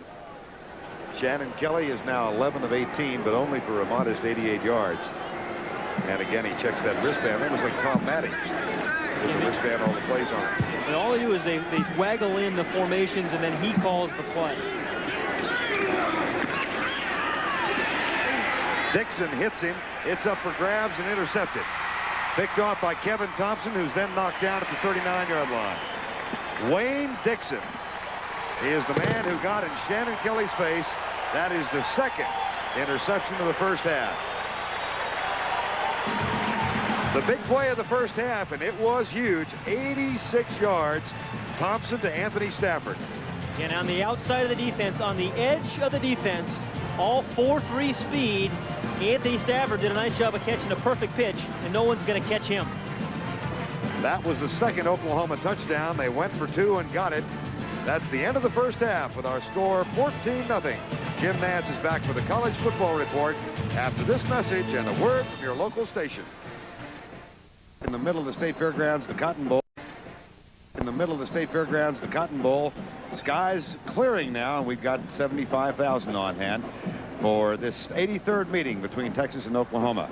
Well, good news for John Dockery and all of you who are concerned. The Oklahoma band did get on the field, and so did the Texas band. Oklahoma leads at 14-0. I was here in '65 when the Texas band never did appear, and they haven't forgotten it. And they haven't forgotten, I'm sure, the first half, Pat. It's been a big play offense for Oklahoma and a lack of All of you who are concerned, the Oklahoma band did get on the field, and so did the Texas band. Oklahoma leads at 14-0. I was here in '65 when the Texas band never did appear, and they haven't forgotten it. And they haven't forgotten, I'm sure, the first half, Pat. It's been a big play offense for Oklahoma and a lack of able to convert on third downs for Texas. You know, Texas has had 3 situations where they have been in 3rd and 1. They've tried 2 passes and a draw play. We're going to take a look here at Shannon Kelly as he rolls out and tries to get this ball downfield. I don't mind so much the calls, but you think at least once you try to run behind your offensive line and get yourself a tough first down. This time they ran a draw play. It wasn't really a power play. Again, kind of a surprising call on 3rd and 1. And I think that's really been the difference. They've played pretty well, except they haven't converted on 3rd and short. They will get the ball to open the 3rd quarter of play. And we'll be back to the Cotton Bowl in Dallas, Texas, after this message and a word from your local station. Today's CFA game is sponsored by the heartbeat of America, today's Chevrolet. BASF Corporation, we're creating new worlds by seeing in new ways. BASF Corporation, the spirit of innovation. And by Michelob, one taste will tell you why the night belongs to Michelob. 3rd quarter forthcoming. Let's go down to John Dockery, who's standing by with Texas coach David McWilliams. Coach, you had 3rd and short a number of times in the first half, weren't able to convert. Why? Well, of course, we went for it twice throwing the football. You know, we decided to try to just get them in a short yardage defense and just go big and try to make something big happen. Changes in the second half, get the ball to Metcalf more often? No question, we got to get the ball to Metcalf. You know, we played fairly good defense other than for 2 snaps, so we got to get that ball to Eric and eliminate the penalties. You know, we just had several penalties that hurt us when we made big plays. Thanks, Coach. Good luck in the second half. That was moments ago. Now Texas will receive to open the 3rd quarter of play, trailing 14-0. Thompson will kick off for Oklahoma. And the deep men are Tony Jones and Eric Metcalf. It's short. Taken by Chris Samuels, and he's up to the 33-yard line before he is down. Well, there are tons of stories out here in the Cotton Bowl today, but an interesting one belongs to John Fuquay, number 42. He's a walk-on senior. A year ago, John was the starting quarterback at Texas Lutheran College, a Division II NAIA school in Seguin, which just so happens to be my alma mater. The school gave up football. John called David McWilliams, said, could I walk on for my senior season? He walked on, and 3 weeks ago, he was named the Special Teams Player of the Week for Texas. He said yesterday he's never even been in the Cotton Bowl, much less seen a Texas-Oklahoma game. Play fake, Kelly back. Goes left. Norris at the 35. Let's check what happened at halftime. Statistically, the big plays by the Oklahoma offense, one run of 86 yards, a pass of 43. Rushing yardage 175 to 54, and the turnovers. And you heard David McWilliams, I think, say it pretty well. The defense really played very well, other than those very 2 big plays in the first half. That turnover stat is a surprise. 2nd down and 4. Texas had gone 2 full games without a turnover. First time in 40 years they'd accomplished that. Metcalf on the pitch. Gets a good block in the perimeter and is up near the 40. That should be close for the first down as Ken McMitchell makes the tackle. A lot of highly recruited athletes at a high school like Metcalf was. They're so much better than their teammates, but when they get to college, they find that everybody's pretty good and they don't really stand apart. But Metcalf, I think, a characteristic of him, he is the best player on the field even in college, just as he was in high school. Eric has been battling the flu for a couple of weeks, and he had a reaction to some medication a week ago, so was not at full strength against Rice. Didn't practice much 2 weeks ago and just practiced a little bit this week. That's enough for the first down.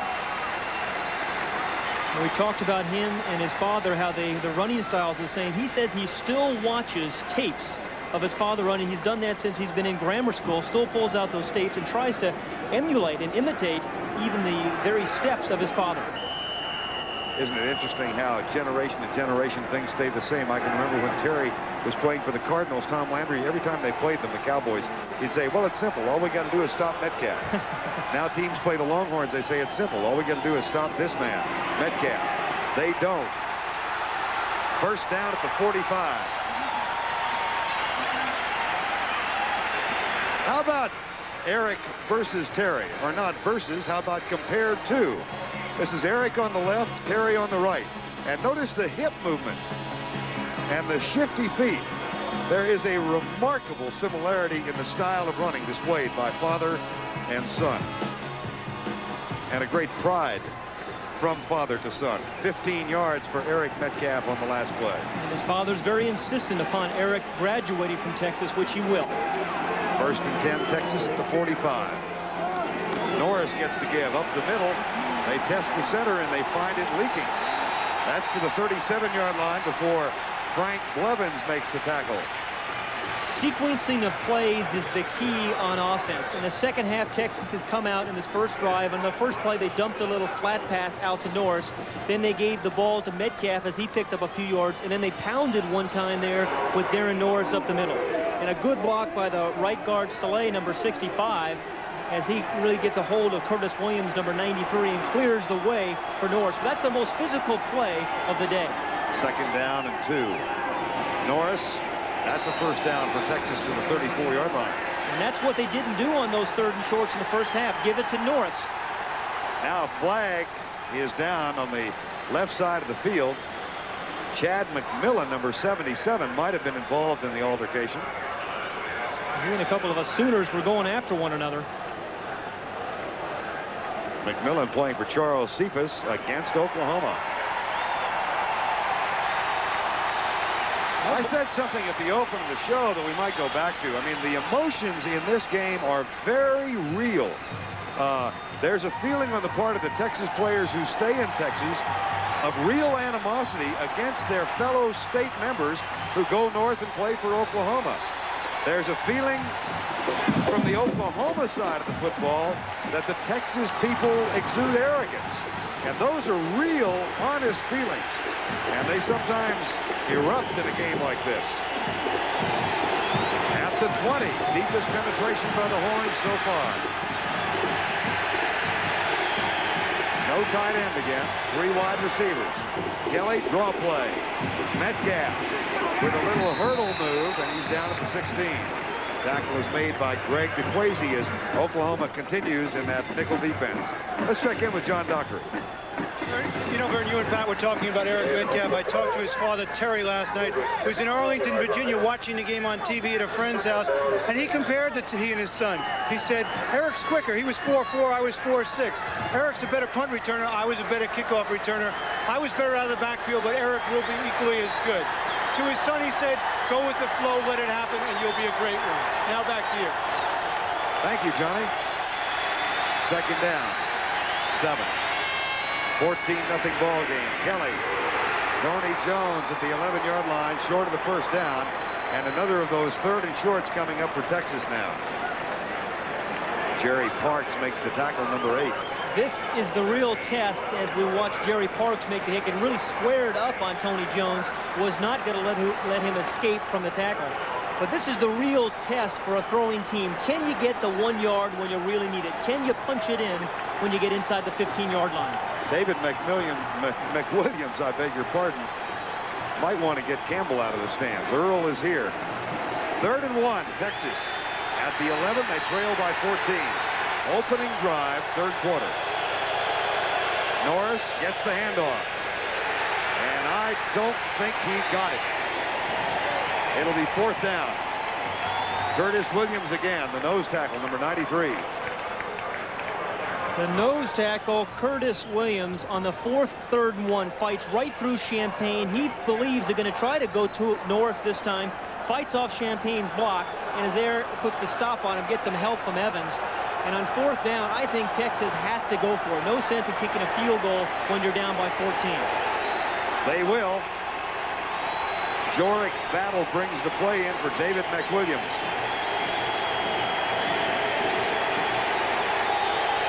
The 25-second clock is down to 5. Quarterback sneak, got it, 1st and goal. Shannon Kelly.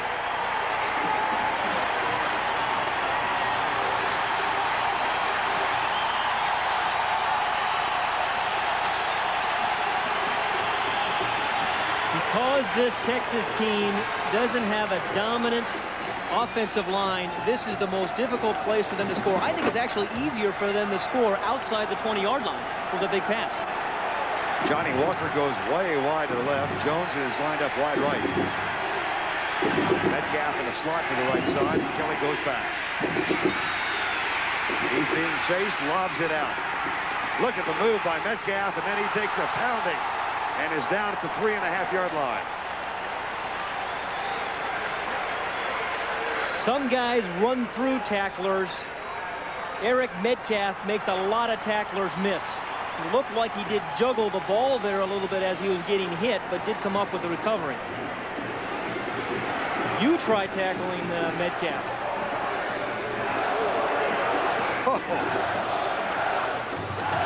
That'll get you a neck brace, won't it? And there's the ball clearly coming free, and it took a fortuitous bounce for Texas. Second down and goal, officially from the 4. 14-0. Oklahoma leads. Blitz. Kelly. Metcalf. Touchdown, Texas.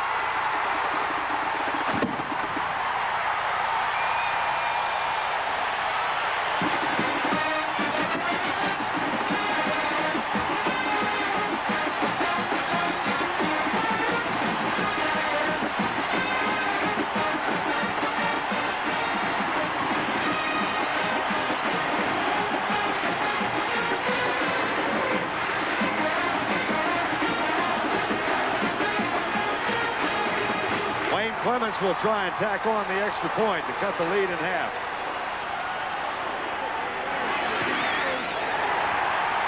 (14-7).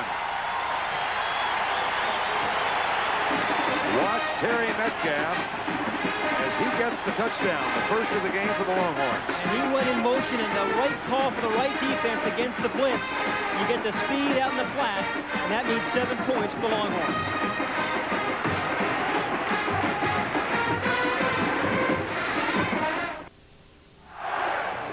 Some confusion in the secondary by the Sooners. This are the two safeties, Thompson and McMitchell.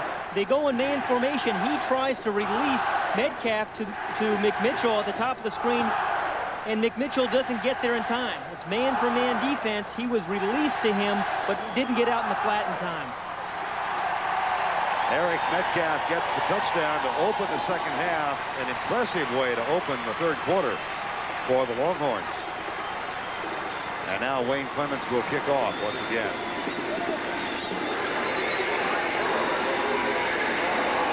(14-7). As we said, this series goes in cycles, and Oklahoma has dominated through much of the 80s. It's been amazing how cyclical the game is, and Oklahoma has won the last 3, the last 2 by convincing margins. 2 teams tied at 84. That's a short kickoff. Fair catch called by Cooper, the tight end. Adrian Cooper, the tight end, takes it at the 21-yard line, or the 30-yard line. And this is the game I am really looking forward to seeing next week, Vern. Miami and Notre Dame. At the first game of the year, the Notre Dame students were already talking about this Miami contest. Miami comes in unbelievably efficient on offense. Steve Walsh is off to a terrific start. And Notre Dame undefeated at the moment. It's going to be a great game. Well, you know Miami is off this week. Jimmy Johnson back in our studio watching the game. And, of course, Notre Dame plays against Pittsburgh a little later this afternoon. Here's Thompson to Leon Perry, and he is stuffed. Perry gets the give over right guard. Again, if you joined us late, Jamel Holloway, the starting cornerback, was injured in the first half. An ankle injury. We were told he could come back in. But Barry Switzer does rotate his quarterbacks, and Thompson is a dandy, a sophomore. Second down and 9. 8:47 to go, third quarter. They come this side. There's the toss. Michael Gaddis is knocked out of bounds at the 23 by Stanley Richard.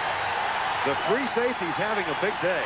As he must, right? Absolutely. In a wishbone defense, the free safety can't get blocked, and he's got to fill the alley just as he did here. Watch how he plays it inside out the whole way, runs behind the quarterback a little bit, he's got the quarterback, and then he goes to the pitch. As soon as the pitch, again, he has a good relationship between the pitch man and Stanley Richard. Again, makes a very fine tackle.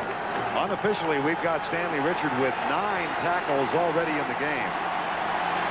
3rd and 7. 2 wide receivers set for Oklahoma. Thompson goes deep, man coverage. Eric Gross, Berry, flag down. And they're going to get Mark Berry for pass interference.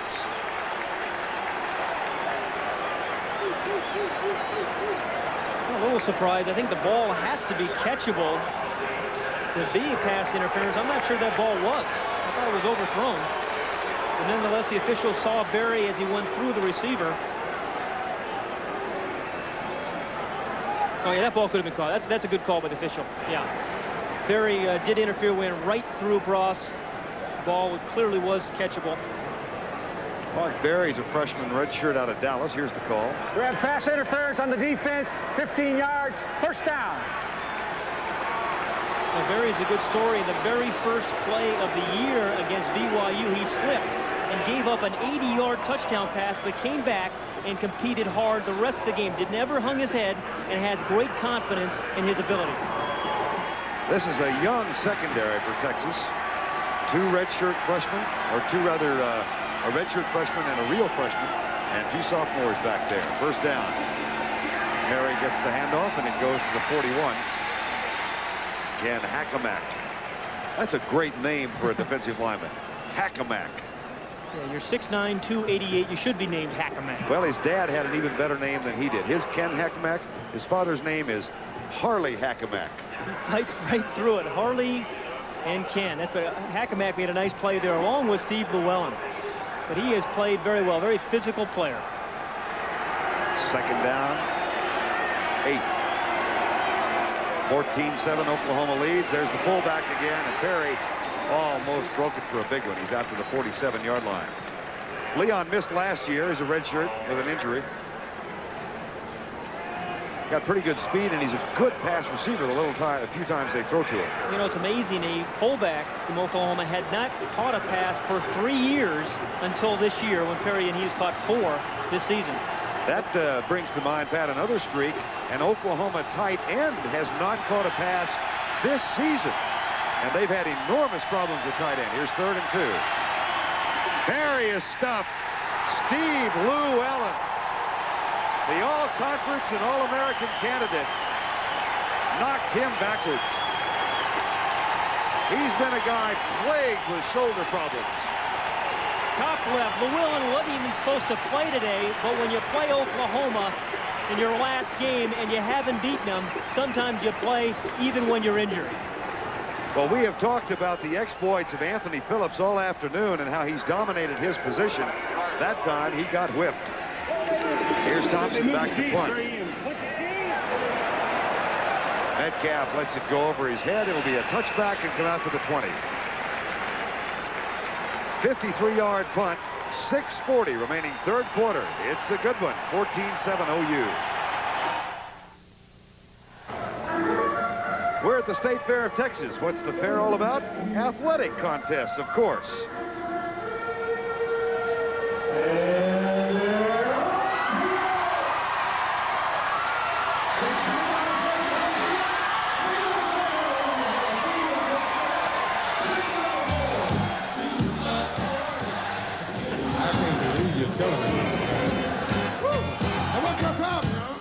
I bet on number 3. That took place about 200 yards from the Cotton Bowl. It's all part of the State Fair of Texas. There are 75,000 inside the Cotton Bowl, another 150, 200,000 taking part of the exhibits in the midway here at the State Fairgrounds. Shannon Kelly, Texas trails 14-7. Kelly, the senior out of Houston. Yes, he does, Jake, Mary Lou Retton. 1st and 10. And she's here today, by the way. Kelly. Oh, boy, that was... Oh, it is intercepted. Mark Kaspar gets the rejection, and Oklahoma has its 4th turnover, and this is a touchdown.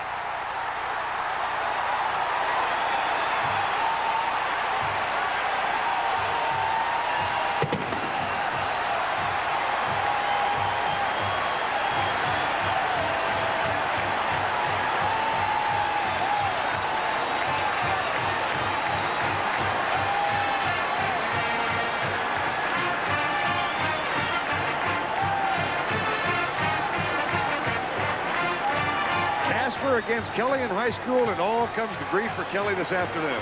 And this really wasn't Kelly's fault. He threw this ball pretty well. It got tipped and then goes off the hands of Walker. You can't blame Walker either, and Kaspar's right there to make the play. The question is, did he step on the boundary before he got into the end zone? Looked like his foot may have stepped on the boundary, but nonetheless, they give him the touch. A couple of missed tackles after the interception had been made, and Lasher's extra point is up and good. 26-yard interception return for a touchdown. And the fourth Texas turnover of the afternoon. It's 21-7. 21-7, 6:24 to go after Kurt Kaspar's 26-yard touchdown return with the intercepted pass. Was he in or out of bounds, Pat? Well, look at his left foot. We wondered about this just a moment ago, and right there, the left foot is on the line. Anytime you're on the line, you're out of bounds, but the official didn't call it. In 1973, in the Cotton Bowl game, Texas won the ball game over Alabama 17-13. Alan Lowry on a touchdown run in just about the same spot, same foot.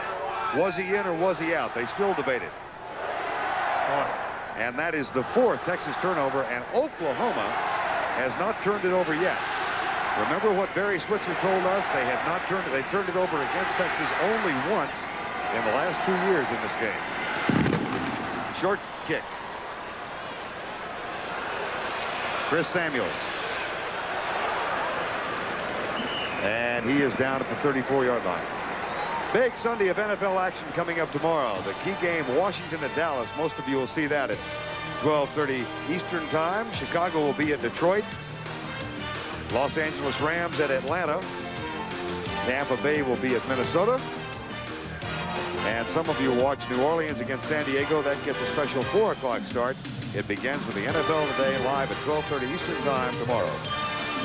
40 years ago in this game, Tom Landry played for the University of Texas, scored a touchdown. Is that right? Right. And Darrell Royal played for Oklahoma in the same game. OU won it 20-14. Pitch out, right side. At the 38, Metcalf. Notre Dame has started. Let's go back to Jim Nance to see what's going on. Well, Vern Pitt scored first to lead 7-0. Back came the Irish to tie it at 7. And here on 4th and goal, Anthony Johnson bulls his way across. Notre Dame leads just starting the second quarter. Back to the Cotton Bowl. Well, Vern Anthony Johnson is one of the great short yardage runners in college football. Scored a lot for the Irish over the years. Second down and 7, 5:43 to go. Kelly fakes the draw play. He'll run. And Kaspar chases him out of bounds at the 38-yard line. Sellout crowd for the 43rd straight year, the 83rd meeting in Dallas. Cotton Bowl between Texas and Oklahoma. It was 14-0 at the half. 2 big plays by OU. Texas came back and got its first touchdown to open the third quarter. But then Kurt Kaspar returned an interception 26 yards just moments ago to give OU a 21-7 lead. Vern Lundquist and Pat Hayden. 3rd and 6.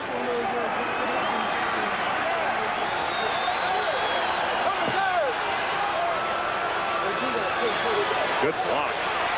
Kelly needs a couple more. Throws it away. There's the flag. Intentional grounding.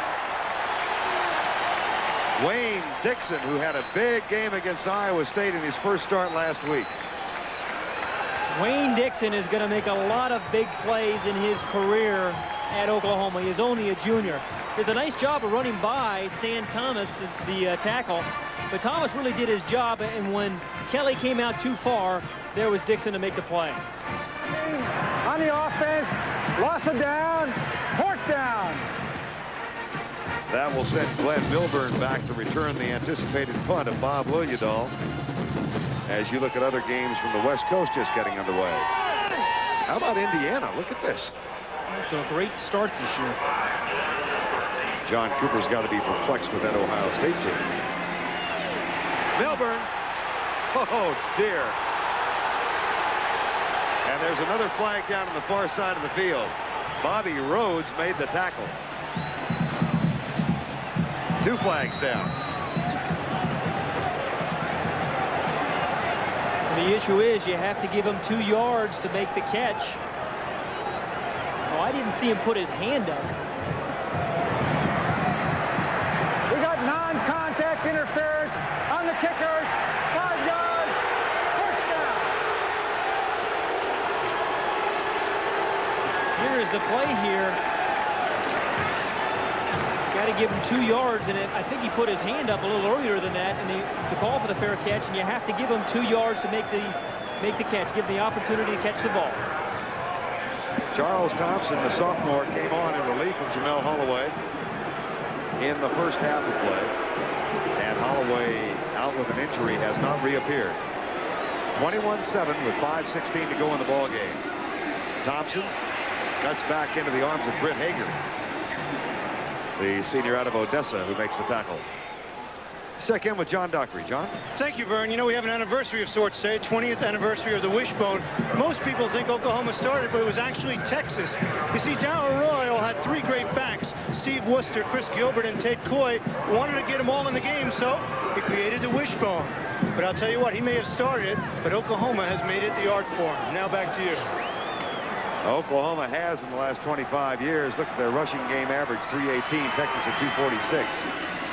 Here's the pitch to the left on 2nd and 9, a fumble, and a recovery by Oklahoma. Just to amplify on that point, he not only had Coy, Gilbert, and Rooster, he had a young quarterback named James Street, and the wishbone really came to life here. Bill Bradley, who was a great athlete, was benched as quarterback and moved to wide receiver. And Darrell Royal put James Street in to operate the wishbone. They unveiled it in '68 here, and they beat Texas with a great last drive of 85 yards, 26-20. It's not as hard to recruit wishbone athletes as it is other offense, for example, the I formation, and that's another reason Switzer likes it. 3rd and 14. Thompson gets a little assist from the official, or the official hindered him, and Oklahoma will have to punt.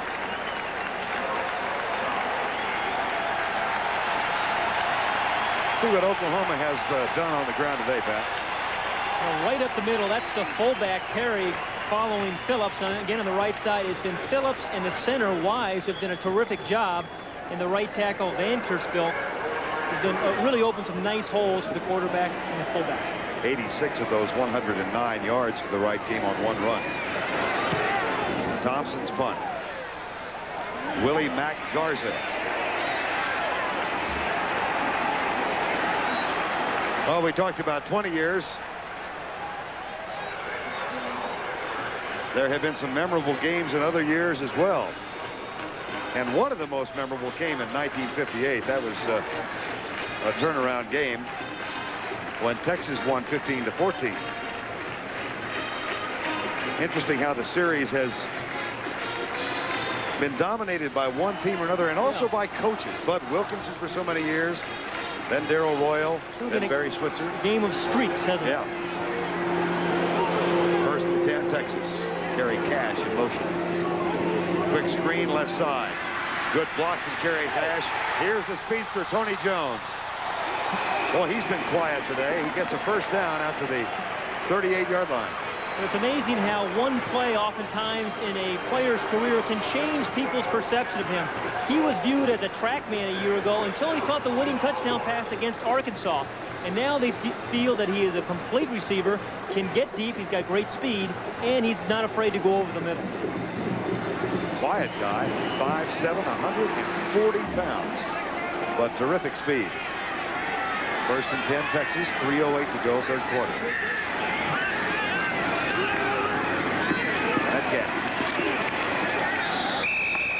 43-yard line. Wayne Dixon again with a tackle.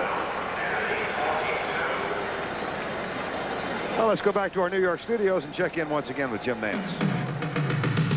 Now, Vern, 2 unbeatens in the Pac-10, Oregon and USC. First quarter, 3 turnovers for the Ducks already. Stephen Webster scoring out of the eye, and it's 14-0 Trojans. I guess Pat Hayden's happy about that one, Vern. You bet, Jim. Thank you very much. I am. Glad to see the Trojans having a good year.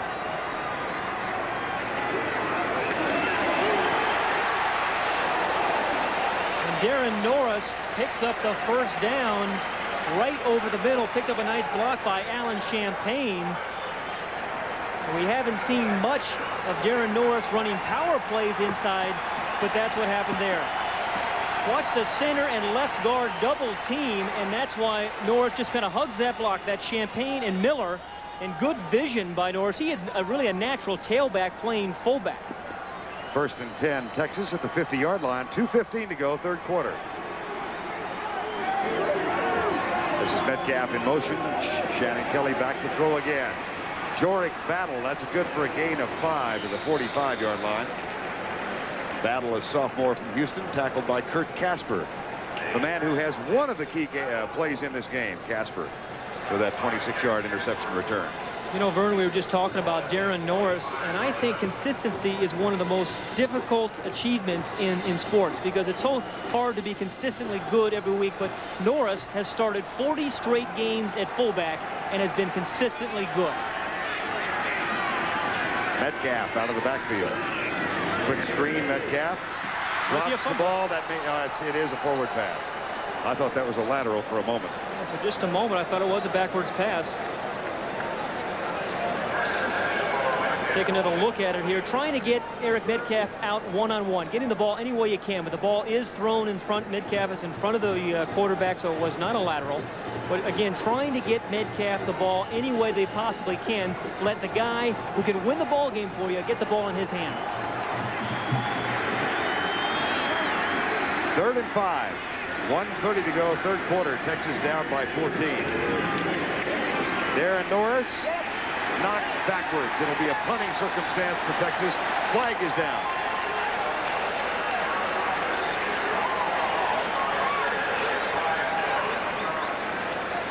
Kurt Kaspar has played very well. Of course, he made the interception for the touchdown, but he's done a great job of really filling holes, finding the little crease and looking for Metcalf.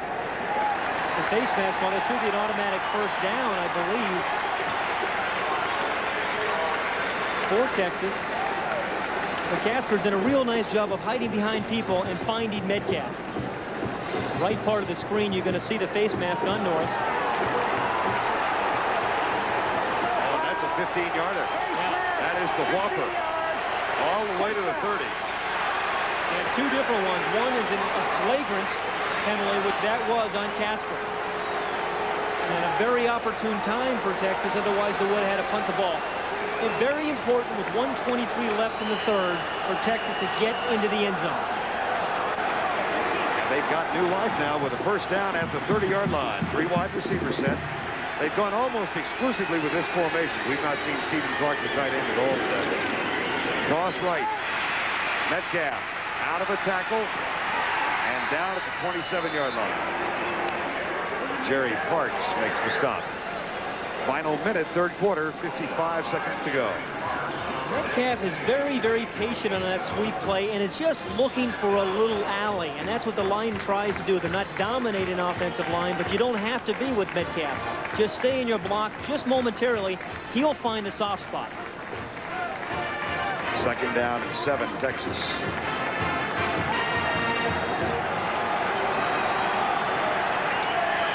Again, the 3 wide receivers set with split backs behind Shannon Kelly. Draw play, Metcalf. Oh, dear. Scott Evans, what a play. The sophomore from Edmond, who was the Big 8 Defensive Player of the Week last week. You know, Oklahoma, as you watch on the second from the left, here is Scott Evans. They've all, the last 3 or 4 years, they've had dominating players on defense. Nobody really there this year yet, but in years to come, Scott Evans is going to be the guy. Gary Gibbs, the defensive coordinator, said he's the best since Rick Bryan of the defensive line. That's the end of the third quarter with our score. Oklahoma 21, Texas 7. College football on CBS Sports. We'll return after this message and a word from your local station. You're getting just a hint of the malevolent stare of Bevo 13, the Texas mascot. I've only seen that animal wince once, and that happened when Earl Campbell, the Heisman Trophy winner, came running through the end zone and knocked into Bevo 8 or 9 or 10 and knocked Bevo over. Actually happened. Yeah, I heard that story. It's hard to believe. I heard the story. Even if it didn't happen, it should have. It's a good story. 3rd and 10, Kelly back. And in some difficulty. He's in a lot of difficulty. It'll be 4th down. Bring you up to date if you just tuned in. Kaspar's 26-yard return with a pass interception, the key play in this half. That was the 4th Texas turnover. Total offense fairly even, but 2 huge plays by the Oklahoma offense. A 43-yard pass in the midst of a 93-yard touchdown drive in the first quarter, and an 86-yard second quarter touchdown run by Anthony Stafford. Now Wayne Clements, who has a season high and a career high of 55 yards against BYU, is on to try the field goal. Clements began his collegiate career at Tulane and transferred after a 110 season there, sat out, and kicked for Texas a year ago. That's got plenty of distance. He got it. 48 yards away. Out of Mark Murdoch's hold, and it's 21-10.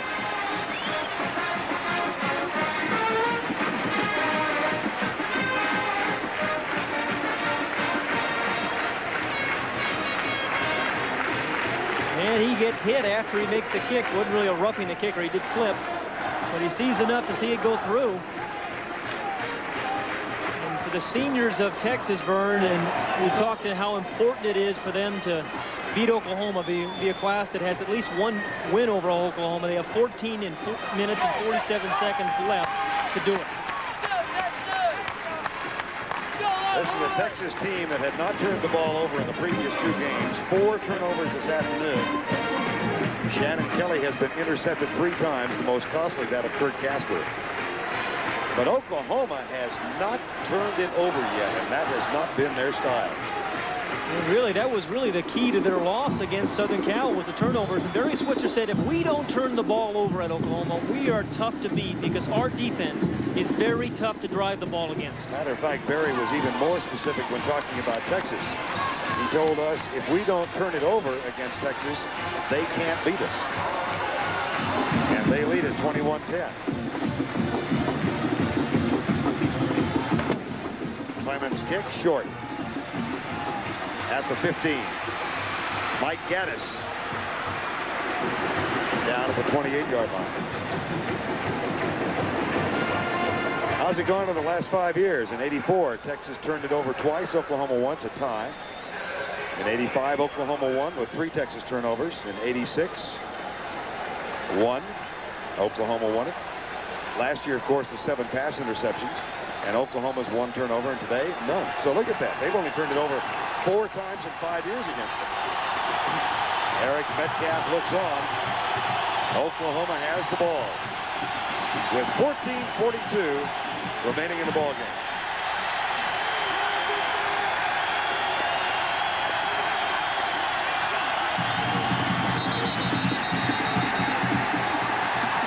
Flags are down. Boy, those are late flags. It looked like early movement, but it was flags. And as Britt Hager made the tackle, and it's up to that guy right there, the senior. If they're going to win, he has to lead the defense in this 4th quarter. Britt Hager, who told us yesterday he does not want to leave Texas without having defeated Oklahoma.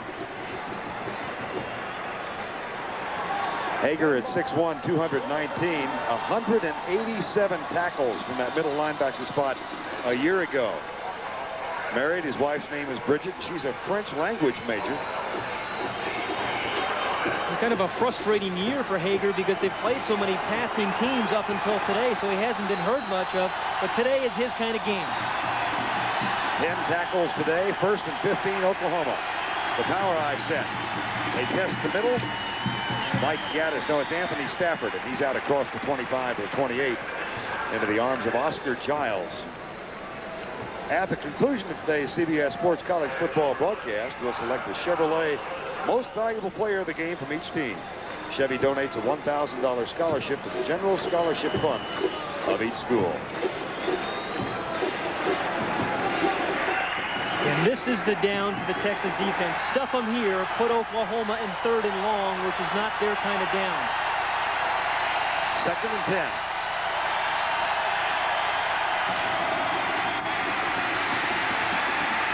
Ankle tackle on Thompson. Stanley Richard again. That's 10 tackles for the free safety. Anytime you play in the wishbone, he has got to make a lot of long runs and fill the alley. He's got quarterback responsibility first and then to the pitch. But the free safety stays behind the quarterback. In case he cuts up, he can make the play. And Stanley Richard has done it well all afternoon. Stanley Richard from Hawkins, Texas. 3rd down, 8, Oklahoma. They are 2 of 10 on 3rd down conversions, and they will go from the wishbone. 1 wide receiver, wide left. Timeout, OU.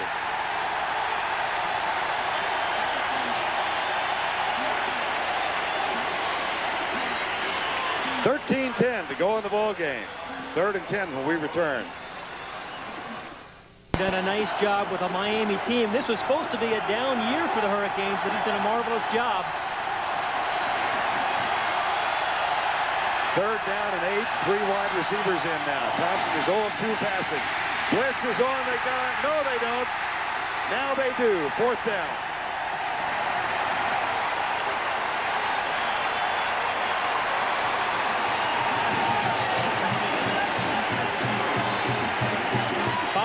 .9 Charles Thompson. This is what he sees as he's back there. He doesn't see a whole lot. That is 6'9 Ken Hackamack coming in his lane in his view, and then 2 or 3 other Longhorns. That's a good pass rush. 4th down. Thompson will punt. Line drives this one, and it takes an Oklahoma roll right by Eric Metcalf.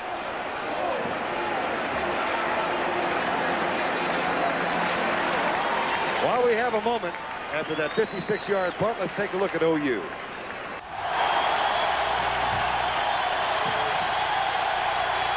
12:22 remaining in the ball game.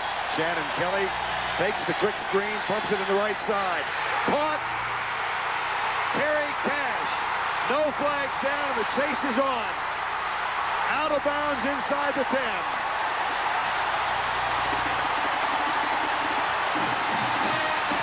Is a great call by John Mize, the offensive coordinator for Texas. This was set up earlier in the game when they ran a couple of quick screen passes out there to Tony Jones. This time it's the fake, and Tony Jones jumps up like it's thrown over his head. And then the defense reacts up, and that gave Kerry Cash, the other receiver on that side, the chance to catch it and go. Critical thing, though, he did not get in the end zone. And again, Texas has trouble scoring touchdowns this area of the field. That's an 80-yard gain. Kevin Thompson had the angle and knocked the 6'4 sophomore out of bounds. 1st and goal from the 7, a 21-10 game. 80 yards on the pass. Double wing set. Kelly, nobody open. He's in serious trouble. Metcalf, he's in serious trouble. That's a loss of 13 yards. And I can't tell you how big a stop it was by Kevin Thompson, the defensive back from Oklahoma, running down Kerry Cash on the play before this. Again, a quarterback, although Shannon Kelly has played very well today, has got to dump the ball off. He should have just thrown this one away or just down at the feet of Eric Metcalf. But when you have so much confidence in a guy like they do with Metcalf, you just expect something good to happen when you get him the ball, but not there. Officially a loss of 12, ball at the 19, 2nd down and goal. And the biggest play of this game might have been made by Kevin Thompson, getting the angle on Kerry Cash. Draw play. Metcalf to the 12-yard line, where it'll be 3rd and goal. Let's go back to the pass play, Pat. The man in motion here is the receiver. Watch this guy jump and fake, and meanwhile, the man in motion goes downfield for the big play. That's Tony Jones at the top of the screen. Watch him jump like it's a bad pass. The defensive back reacts, and Cash gets behind him. But 22 right there, Kevin Thompson, the play of the game, prevents the touchdown, and now the Longhorns find themselves in a very difficult position. 3rd and goal from the 12 with 10:35 to go.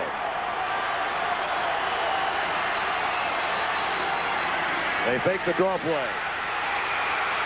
Kelly to Norris, but he's going to get hammered for a loss to the 17. Greg to Kwesi. So file the play by Kevin Thompson away. And give some credit to Gary Gibbs, the defensive coordinator for Oklahoma, who, although this is not a terribly talented guys with dominant players, they play very well together. 48, number 48, Greg DeQuazy, stays right at home, isn't fooled by the double screen, fights through the block of battle to make the stop. Longhorns had a 1st and goal at the 7. They'll have to settle for the field goal from 34 yards away.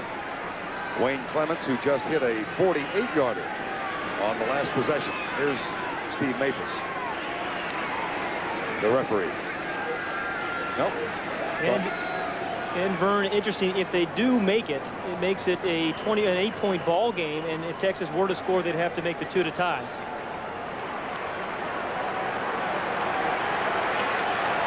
Ten minutes exactly to go in the ball game. And the kick from the far hash mark, 34 yards out. Yes, it's good. The big play, however, was made by Kevin Thompson. He stopped Kerry Cash after an 80-yard gain. Horns settled for 3.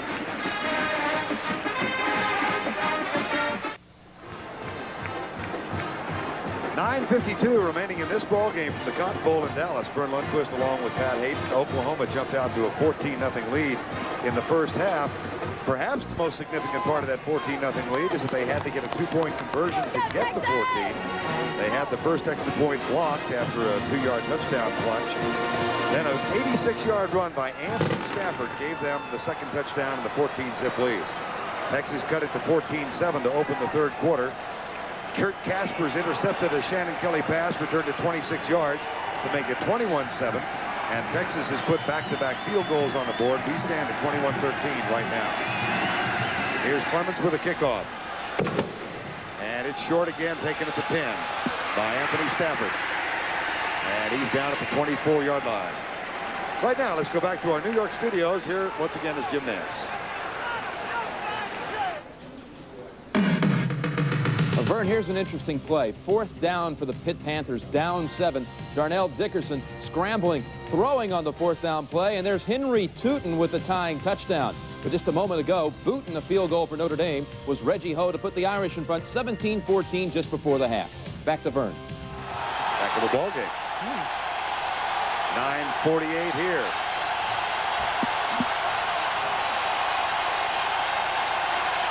Motion in the offensive line. That'll cost Oklahoma 5. Right guard. Anthony Phillips appeared to be the one who jumped. Number 68.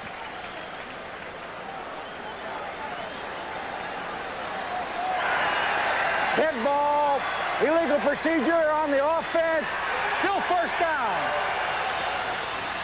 This is a situation where Barry Switzer needs to get his big play guys on the edge of the defense. That pitch which we saw Stafford in the first half go 86 yards with, he needs to get one of his speed guys on the corner of the defense to come up with a big play.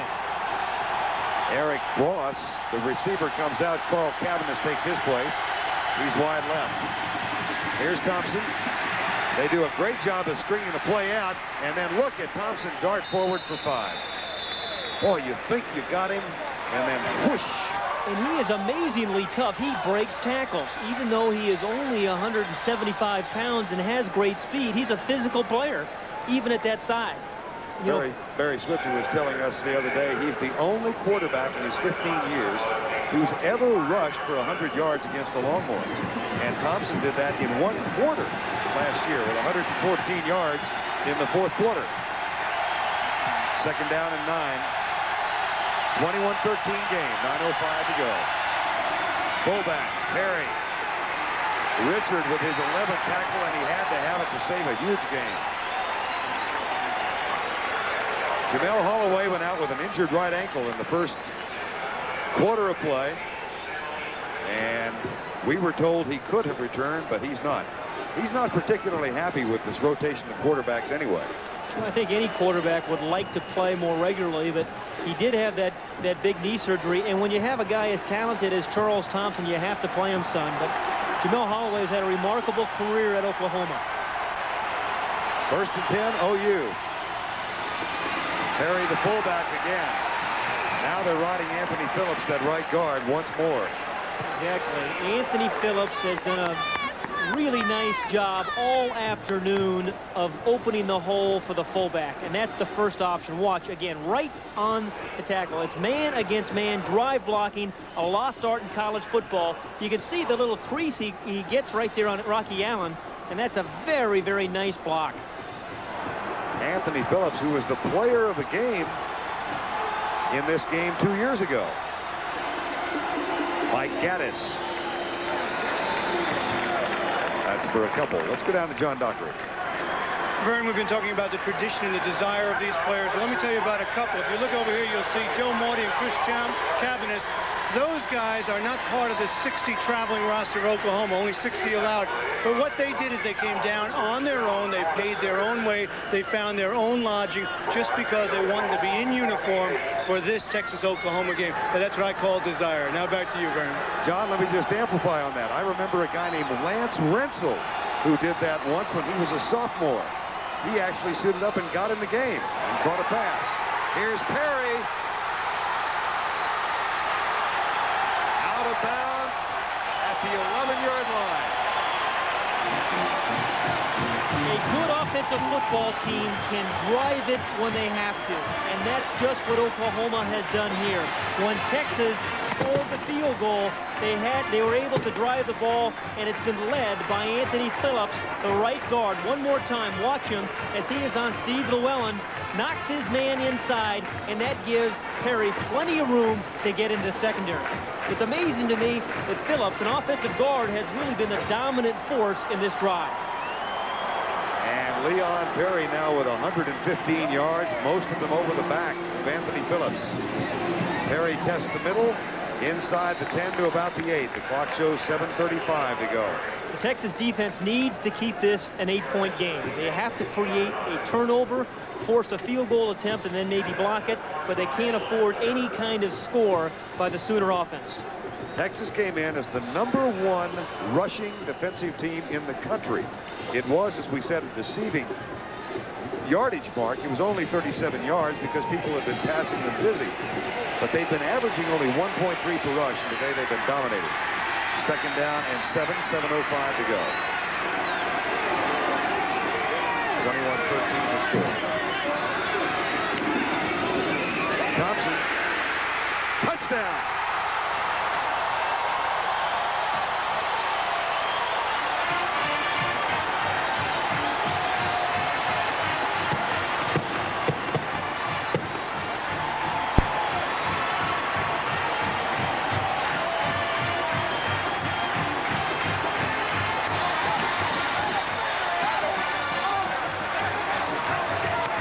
Physical is a relative term, and although Charles Thompson is only 175 pounds, he is a physical football player. That is a 76-yard drive by the Sooners when they most needed one. And it was Perry over Phillips for much of the way. The extra point by Lasher is good. And take a look at the touchdown run again from Charles Thompson. By the time you see Charles Thompson, he's just too late. He's just going to break through some arm tackles, and he's had a remarkable afternoon.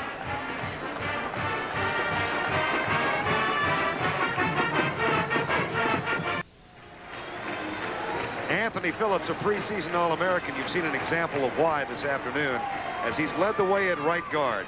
And he told us this is his kind of football game. Yeah, definitely my kind of game. I think my biggest asset is one-on-one, just straight ahead blocking. And the way Texas plays, that's what you're going to do every play. And it's a really challenging game for me because you don't get to do that too much in a season. Some guys are real Saturday players, and he is one of those. Watch as he just seals off Steve Llewellyn, and that makes a big hole there for Leon Perry. But again, one of those guys who loves to play and plays hard every down. Anthony Phillips now a senior, the only senior in the offensive line. It's a rebuilt offensive line. They lost Bob Latham, their starting center. And, of course, they had Mark Hudson and John Phillips last year as starters. A total of 16 players from Oklahoma's team a year ago into the National Football League. Here's the short kick, returned by Chris Samuels again. 28-13 here. Tomorrow, most of you will watch Washington and Dallas, about 15 miles away from us at Texas Stadium. Others will see Chicago at Detroit. Still others of you will see the Rams as they go into Atlanta. And Tampa Bay makes its annual visit to Minnesota. And then at 4 o'clock in the afternoon, some of you will see New Orleans against San Diego. It all starts with the NFL Today.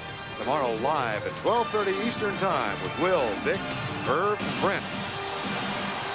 Texas gets it back with 6:50 to go, but that last 76-yard drive might have been the cruncher.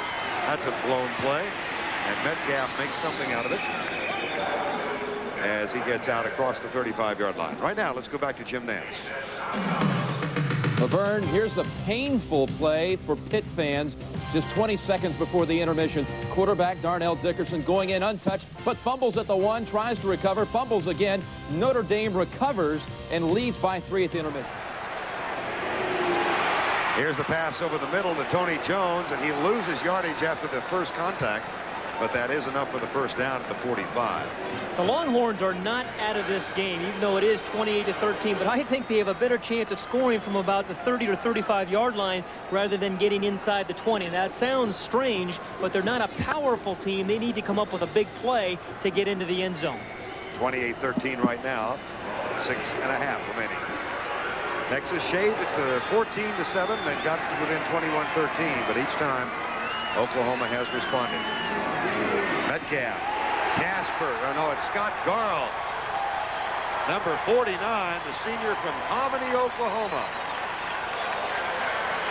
Barry Switzer and his staff, particularly his defensive coordinator, Gary Gibbs, have done a terrific job. This is the team, a young team, bottom of the screen. Watch Garl as he fights through the block and puts the stop on Metcalf. Great tacklers in the secondary. Norris behind the line. They lost some more on that play. They're completing an unusual number of passes for losses today. And going the wrong direction. You know, it's kind of Texas' philosophy is to dink the ball here and there and give guys an opportunity to run with it after they catch it. That's why that's happening. That'll bring up a 3rd down and 12. 5.5 to go in this ball game. Kansas State up next for Oklahoma. 3rd and 16. Kelly close to a 200-yard day passing. Fires it for Battle, who drops it. It'll be 4th down. And Shannon Kelly was injured. Loses his helmet back at the 20. Scott Evans got to him, and Kelly is hurt. Well, he has played hard all day long, and I think he's played very, very well. Here's the rush. It's Scott Evans, number 78, who fights through a double team. Tremendous determination by Evans. Not a late hit. He was already on his way to Kelly, but he got hit right in the chest. Well, I've had those sternum bruises. Boy, that hurts. Time has been called while they tend to Shannon Kelly. Time called with 5:18 to go in the game. 5:18 to go, and excuse me, Shannon Kelly might have seen his last hopes of beating Oklahoma go by the wayside. Valiant effort today, 198 yards, 1 touchdown, 3 interceptions, 1 at the end of the half, and the other a bounce that went the wrong way. Hey, all you can do is give it your best and play as hard as you can. He honestly did that. Liljedahl is on to punt. Bobby Liljedahl, the junior from Abilene. Jerry Parks is the return man for Oklahoma now. Nice punt by Liljedahl. Parks calls for the fair catch. It goes into the end zone. It comes out to the 20-yard line. Once again, let's go down to John Dockery. Thank you, Vern. Gil Brandt, Dallas Cowboys, you've seen a lot of football games. What about today's game? Any surprises to you? Well, it's a great rivalry, the Texas-OU game, and 2 big plays are really the difference in the game. A run by Stafford and a kind of an unusual interception. That's really the difference in the game. How do you like Phillips and Metcalf? Oh, I think those are both very good football players. They're possibly both first-round picks.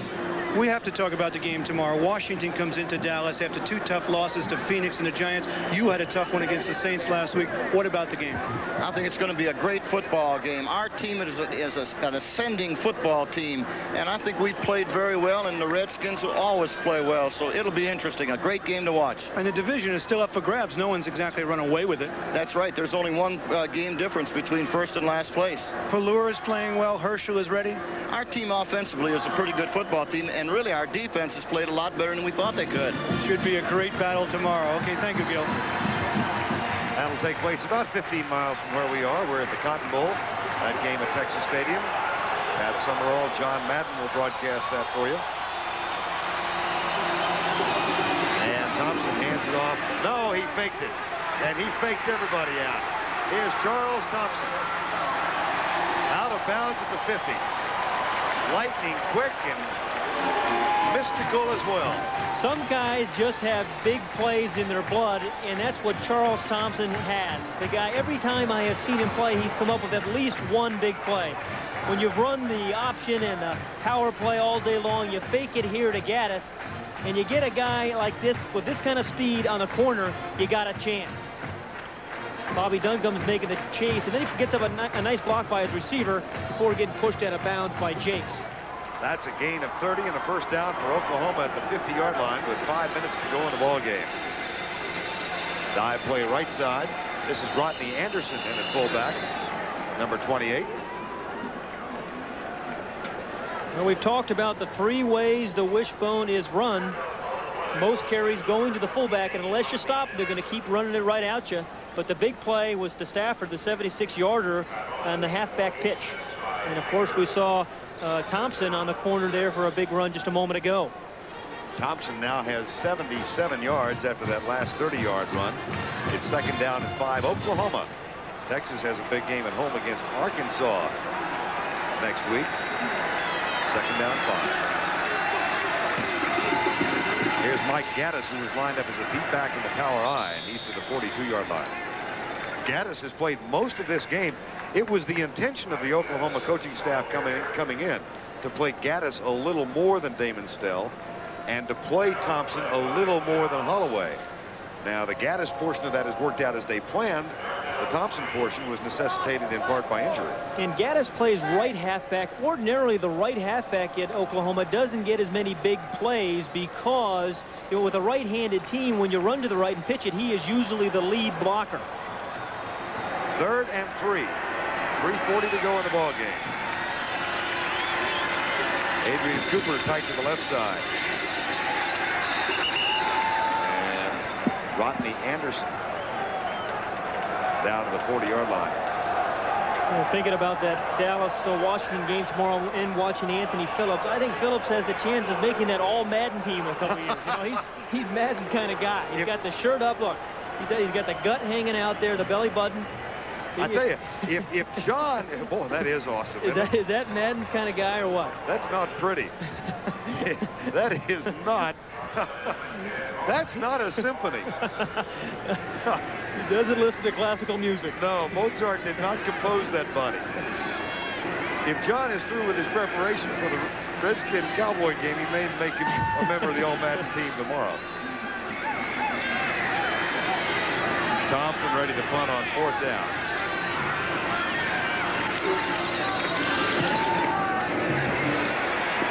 Fair catch called. It goes into the end zone, comes back to the 20.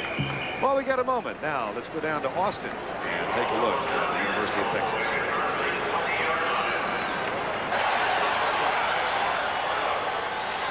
Back to play. The pass from Mark Murdoch, the freshman who has replaced Shannon Kelly, is incomplete for Kerry Cash. And the coaching staff, John Mize, the offensive coordinator, thinks very highly of Mark Murdoch, only a freshman, promising drop-back thrower, unusually relaxed. And I think that's a terrific trait for a quarterback to have. You know, you play in a lot of big games. You don't want a guy who's too tense and too uptight before games, but Murdoch is far from that. Interesting senior year 2 years ago in high school at Round Rock, Texas. Injured after 5 games, but he still threw for 1,700 yards in only 5 games. Here's Murdoch. Flag is down. Murdoch's pass caught by Tony Jones. This one, oh, what a block. What a block by Johnny Walker on Mike Gaddis. Oh, dear. On McMitchell, rather. It may all come back, but McMitchell was waylaid by the tiny guy, Johnny Walker. Right of the screen, Johnny Walker, and Jones sees this. Everybody sees it except McMitchell. Jones is trying to pick up the block, and it's right there. Ouch. And he is still down. And good eyes by Jones trying to pick up the block, which he did. And a good play by Johnny Walker, the other wide receiver, picking up the block for Tony Jones. An absolutely clean block by the wide receiver, but McMitchell just had no chance. He didn't see it coming at all. You know, you think defensive back is one of those positions where you don't have to be terribly physical and those kinds of things, but boy, you do. And you get hits and shots like that. McMitchell still down. There was a penalty that wiped out the 28-yard gain. And while they check on McMitchell, we'll check in with Jim Nantz. All right, Jimmy, we've got a 2nd down and 20 now after the holding call. Murdoch back to pass, maybe. Fires it short. Another flag is down way upfield. And Kerry Cash might have been held. They may have defensive holding. Here's McMitchell, who walked off by himself after that clean but hard block from Johnny Walker. This might be defensive holding.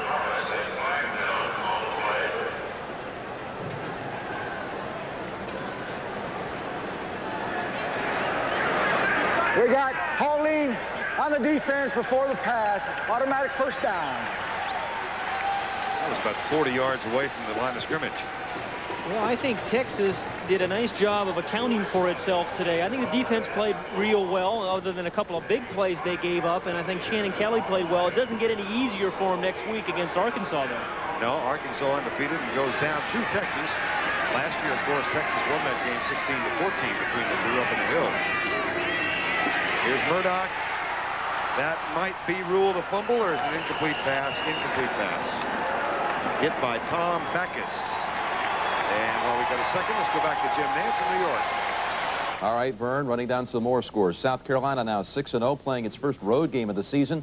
Colin Mackey hit 4 field goals for the Gamecocks, who trailed at one point, 21-10. The winning field goal came with 6:43 left. Nebraska over Kansas, as everyone expected. Nebraska 665 yards total offense today in that victory. Clemson won it on a touchdown in the final 2 minutes to beat Virginia, now 28-0 in the all-time history against the Cavaliers. Back to Vern. 2nd down and 10 here. And Murdoch with a draw play to Eric Metcalf. Shakes one tackle right into the arms of another. And it'll be 3rd and 9. Kurt Kaspar again, number 46, who had one of the big plays in this half. And now the celebrating starts for the Oklahoma Sooners, the defensive unit. There's Kaspar, the senior. And he really has played well. And what he's done such a nice job of, he's not gotten caught up in any of the traffic. He stayed away from all the traffic, so he's had a free run at the ball carrier. David McWilliams' team about to go 0-2 under his leadership in this series. Murdoch back on 3rd and 9. Murdoch down and make 4th and about 12. This is James Good from Houston, another of the Texans on the Oklahoma roster. He's got a cast on the left hand. He's got a brace on the right knee, but he's got very good speed, and he will put pressure on the quarterback. 4th and 12, 65 seconds to go. Bobby Liljedahl is on to punt. Sooners will go to 4 and 1, and the Longhorns drop to 3 and 2. Jerry Parks takes it for Oklahoma at the 50-yard line. And let's go back and get another update on scores. Jim Nantz in New York. Well, one of the other upsets today was Mississippi over Alabama. Ole Miss had never won in 23 previous trips to the state of Alabama against the Crimson Tide. But a 10-point victory today for the Rebels as Alabama had 0 yards passing and had 5 turnovers. Oklahoma State a winner, Barry Sanders, the nation's leading scorer, rusher, and kick returner. 41-21 was the final. Sanders 174 yards rushing and 4 touchdowns. Let's go back to Vern Lundquist. 48 seconds to go in this ball game. A new quarterback. Chris Melson is in. He's a freshman from Ada, Oklahoma. And down at the 49-yard line. Entirely new backfield in for Oklahoma. Eric Mitchell, I see, is in number 1. Glenn Bell at fullback, and it's Bell with the handoff now, number 20, as we've got 10 seconds remaining in the ball game. And the Oklahoma Sooners win this one by 15, 28-13, and keep their mastery of the 80s alive over the Texas Longhorns. It was a big play offense and a big play defense that led the Sooners to the victory. Let's go down quickly to John Dockery. Thank you, Vern. Barry, you didn't miss a beat when Thompson replaced Holloway. No problem? Well, fortunately, we've got 2 quarterbacks. He's got a sprained ankle, as you probably all know, and we just felt like we had to hold him out because he wasn't full speed, and Thompson's a good player. You seemed to play it close to the vest, knowing that you'd get the big plays. Well, no, we didn't. Their defense, you got to give Texas credit. Texas played good second half on defense, and we answered, though. When they made that last score, we took a great drive and won the ball game right there. But Texas played hard, and David's team should be proud of how they played. So just a step along the way to this team being more dominant right now. Well, we've improved. We're getting better football team. We're a young team, but you know, our defense will be back all next year, and I think that they're a pretty good group right now. I wish the offense could help them more the second half. Congratulations, Coach. Now back to you, Vern. Thank you. All right, and down in the middle of the field, the emotions have subsided as the players from both squads shake hands and head back up the tunnel, as this one goes in the books as a 28-13 victory for the Sooners of Oklahoma.